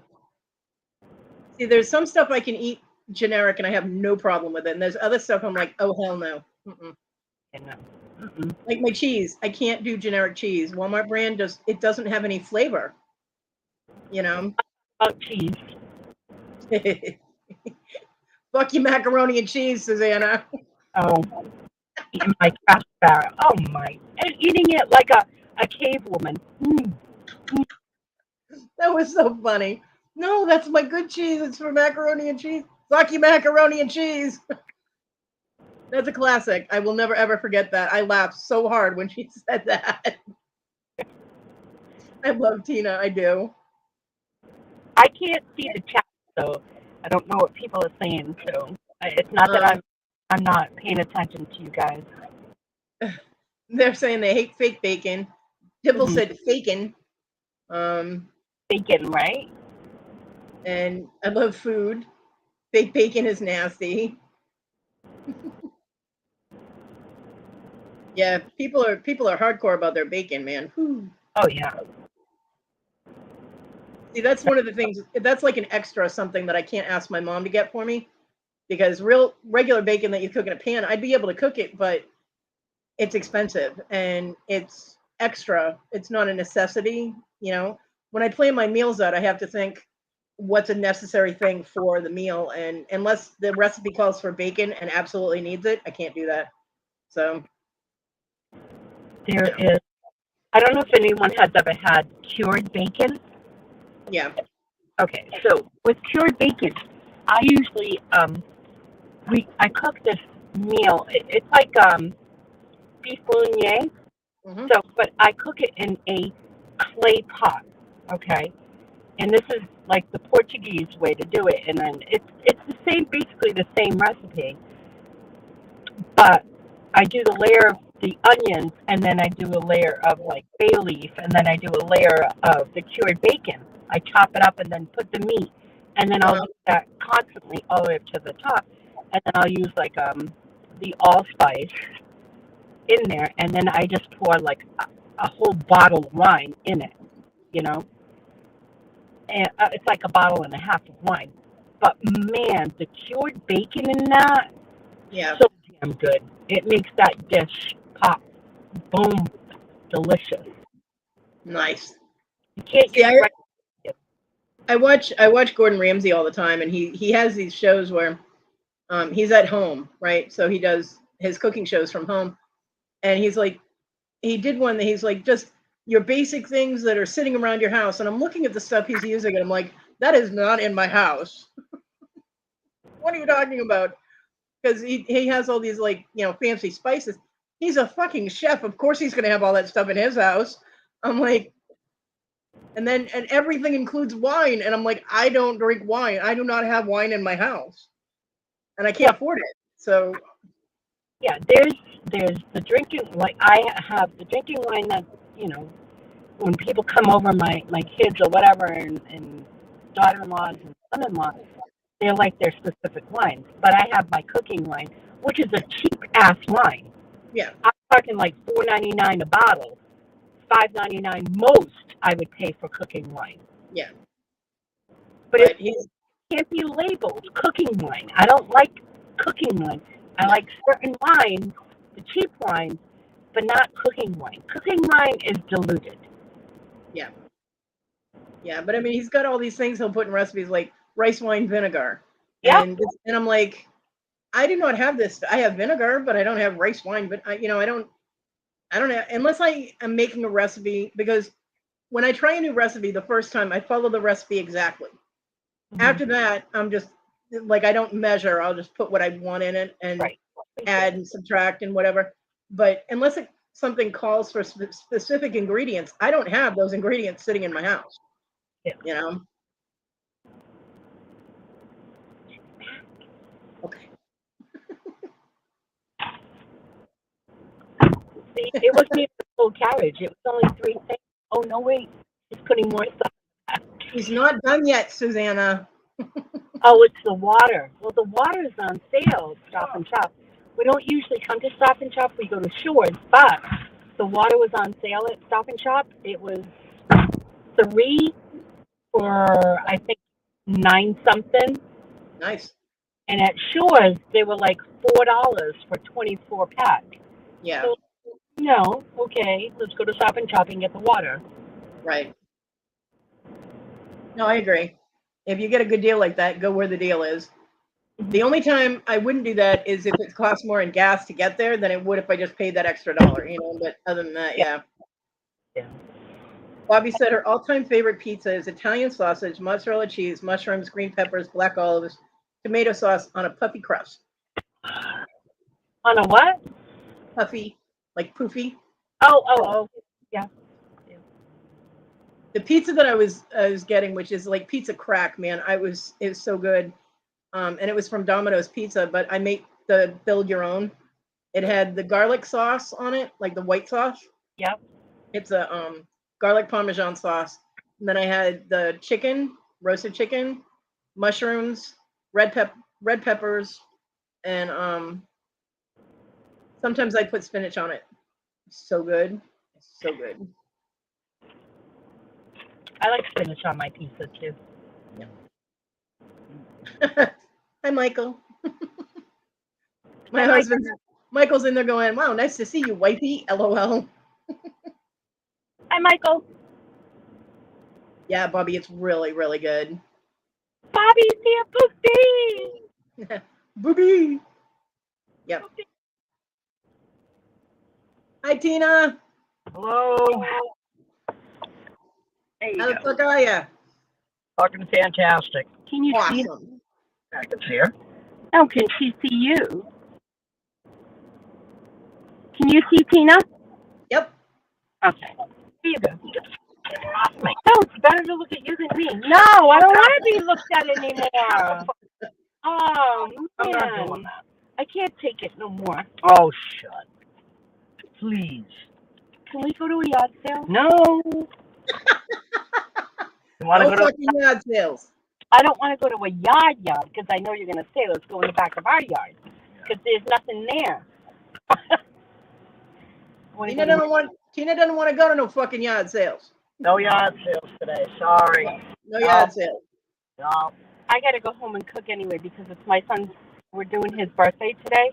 Oh, well, happy birthday to him. $35 for an ice cream. $35 for an ice cream cake? Damn. Are you serious? I'm dead serious. I would have had 2 friendly ice creams, slapped them, and crushed You wouldn't do that because it's your baby and you got to take care of your baby. I know. He's taking it freaking home with He's him. taking it home. That thing better not melt. You better taste like fucking gold. Pardon my French. I hate So apparently, no fucking yard sales because the cake will melt. that cake. Because I got to go to 2 more stores. Oh my God. This is what I do for a living. Okay, I gotta get off cam. Okay, there. I haven't had ice cream cake since I was a kid. Oh, I loved ice cream cake. I have not had any since I was a kid. I don't like ice cream cake, I do. but he does. He loves ice cream cake, so it's his birthday. It's ice cream cake. So when is his birthday? It is August the 24th. It's what? It was in August the 24th. So this is the first time we can get everybody together. Yeah. You're a little late, Susanna. It was the first time. It's the first time that we can get everyone together because Okay. we're doing this and that. So Well, happy belated birthday to him. that's right. He is Today 35. is wow. Today is Dawn Southernfine's birthday, and tomorrow is Danny May's birthday. That's right. Yesterday was Jennifer's birthday. And yesterday was Jennifer's birthday. Yep.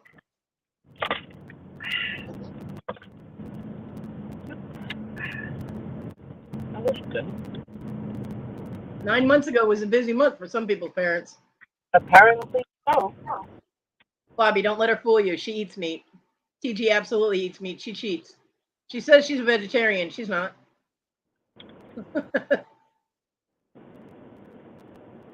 She's a vegetarian. Yeah, she's always saying that she eats like fake meat, you know, Oh. that she doesn't eat meat, and yet she'll go to McDonald's and get a Big Mac. So I'm like, which technically probably isn't meat either, but yeah, it's close enough that it counts. She cheats. Now, across the pond, do they have Kung Fu Big Macs? Yep.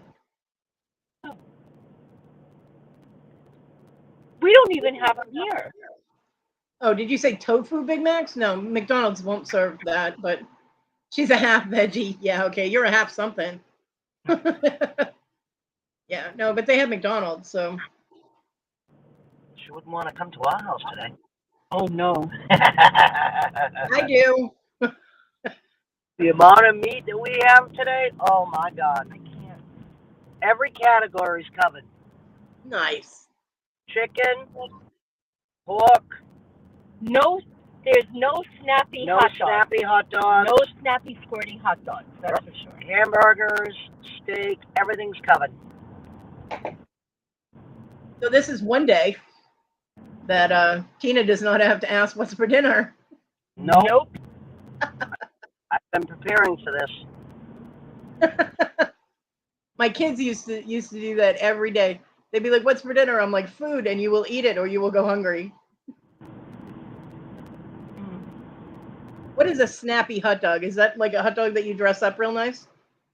Oh No. God. Oh, You didn't hear this? snappy hot dog is disgusting. It's when you bite into a hot dog and it snaps, and then it Oh, hits you in the back of your throat. so like Nathan's hot dogs. No, Nate, don't snap squirt. Oh. No. I know I used to get hot dogs up north that were in a blue and white box. They were KAM. Oh yeah. KAYAM. Oh my God, I love those hot dogs. They do not sell them here. Yeah, those are very good. We have the hot dog places we have here that are popular are called Skins, and their hot dogs are kind of half snappy.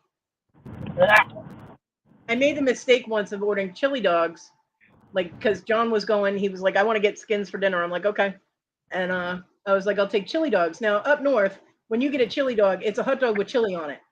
That's right, and it's all meat. There's no beans. It's all meat. Right. In the South, when you order a chili dog at Skins, what you get is a hot dog bun with chili in it. I'm like, what the hell is this? Where's my hot dogs? I was so pissed off. I mean, the chili was good, but it's not, it wasn't what I was expecting because there was no hot dog. It's not our chili. Yeah. Yeah, I agree. Imagine hot dog sausages containing Vegemite. TG, there is something wrong with you. And sausages. What about that? Yeah. No one wants to, TG, no one wants to eat a liquid ass hot dog. Okay, stop that. Vegemite is disgusting. You guys are nuts. Vegemite, all of this crap. Although I kind of do like some tofu. There's some tofu I do like. Tina's dying. She's like, tofu. I can make. Wouldn't even know the difference. Oh no. I don't think I've ever had tofu. It's not that bad. If you cook it right, it takes on the flavor of the dish. It's like a mushroom, basically. Mushrooms don't taste like anything. Mushrooms taste like mushrooms. Yeah. Well, they take on the flavors of your food. So. You know what does that? You know what does it that is not as nasty as tofu is zucchini. Oh, you can actually use zucchini as a meat substitute. I made a dish once for John that I got out of the American Heart Association cookbook, and it was a pasta dish, but instead of using meat, you chop up zucchini, and I'm like, that sounds weird. But he needed to eat healthy, so I made it, and it was actually really good. I don't know if it's going to take the phone. Try it. I don't know. Because it absorbed all the flavor from the seasonings and the sauce, you know. What about when people are cooking this spaghetti squash? What was that?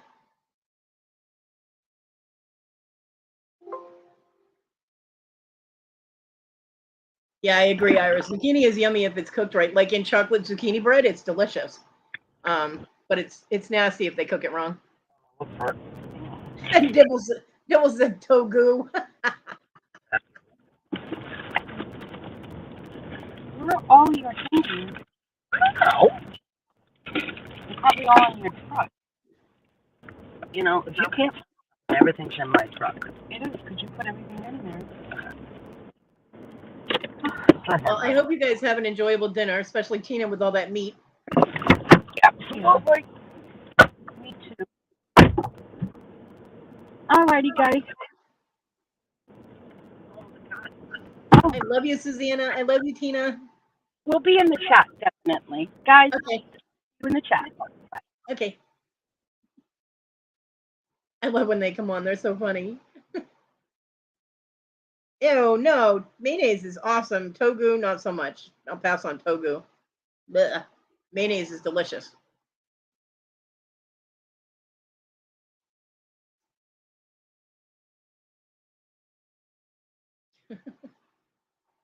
Now I want an ice cream cake, man. That sucks.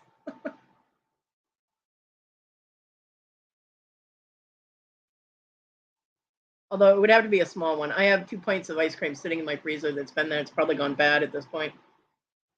Because it's like, I'll be like, you know what? I'm just going to eat my ice cream today. And then I get out there and I'm like, no, I need to eat actual food. And then I don't want to go back out and get the ice cream because I can't bring it in my room with my food because it'll melt. Yeah, it's a mess. I'm not checking out any links from anybody. You people are nasty. You're naughty.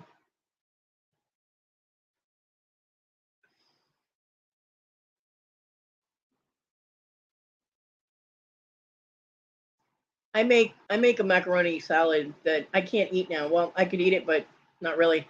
But it has elbow macaroni and chopped up cucumber, chopped up tomato, and then you mix some mayonnaise, milk, and a little bit of vinegar, and then salt and pepper, and you pour that on it, and you mix it all together.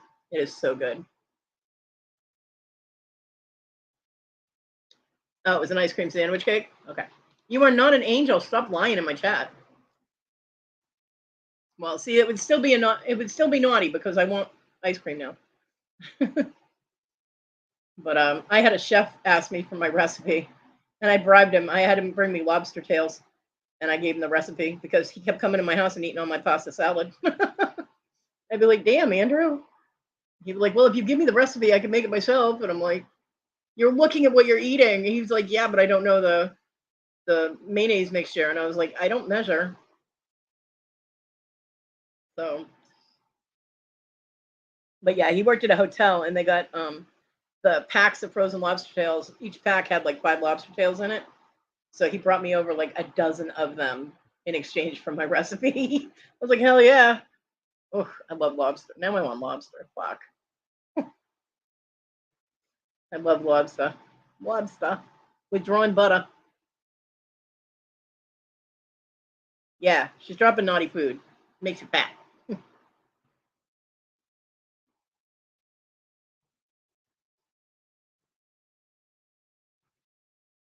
Well, I have gone 2.5 hours, so I think I'm actually going to call this a day for my live. So if anybody has any legitimate links, what are you dropping now?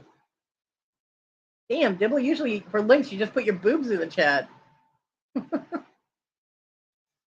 Anybody has any links they want to drop? I'm not going searching for any now. I'm too lazy today. But don't forget, Mr. Jim is on tonight at 7:45, so everybody come get stoned with Mr. Jim. And I will be on Susanna's on Thursday at 4 o'clock. So even if you can't buy stuff, come and say hi because we love you guys. There you go. There's Dibble's link.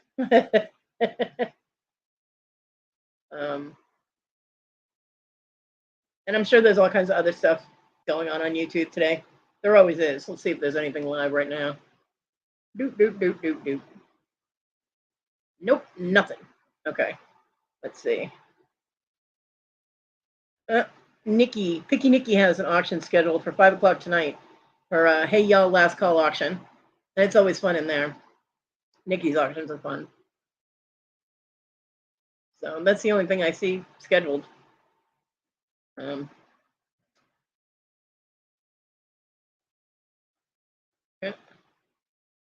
And nothing is currently live right now. It's weird. Usually somebody's live.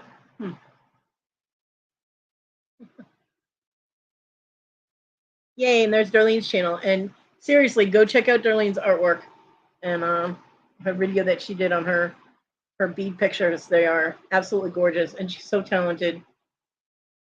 So go and check it out, share it out, see if anybody we can grind up some customers for her, you know, because her work is just amazing. I mean, I work with beads, and I wouldn't attempt that shit.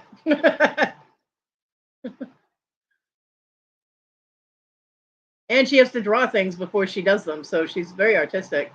Melanie on. Okay. That's weird. I thought I was subscribed to Melanie. Apparently I'm not. All right, so Melanie, Lightbeam, and Laura, Emos Mercantile are on right now.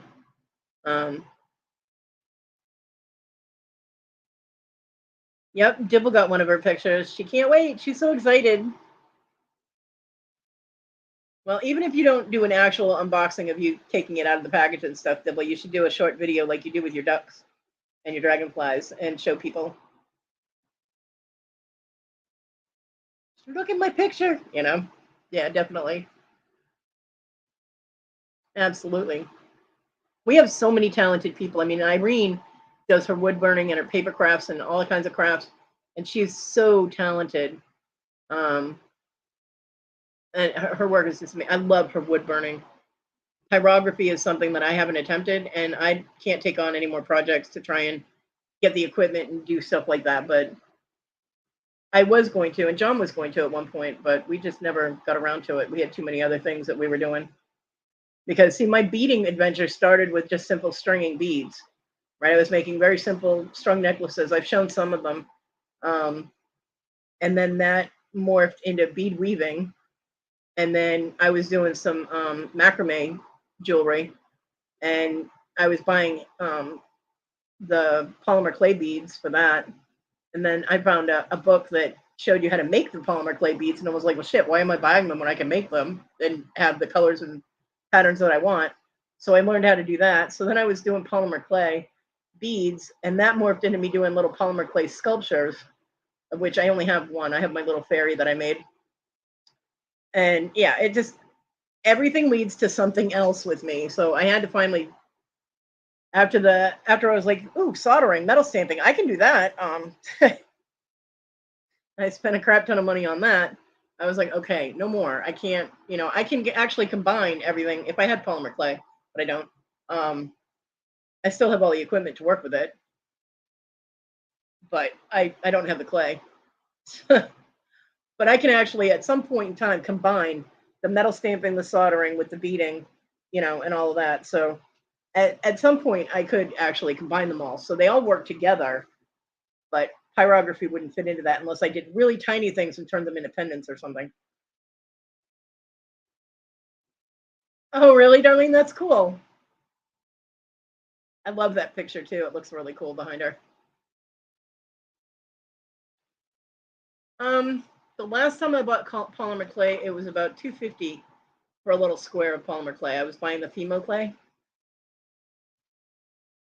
which is a softer clay. It's easier to work with when you have to blend them.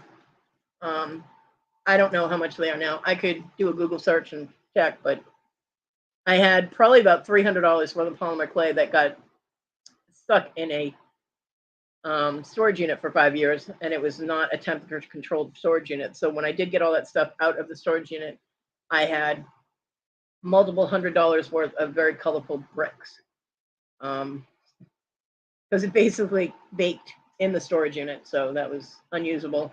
I had to throw it away. My trash was very colorful that day, and I cried. But yeah, I have pasta machine that you use to roll it out into flat sheets. I have all the tools and stuff, and I don't have a toaster oven to bake it in right now, so it's not feasible for me to buy clay when I can't use it.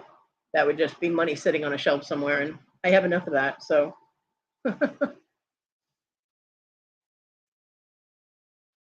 got in a disagreement with Beverly last night. It wasn't an argument, really. It was just a disagreement because George, Vintage Dust by George, I think is his channel name.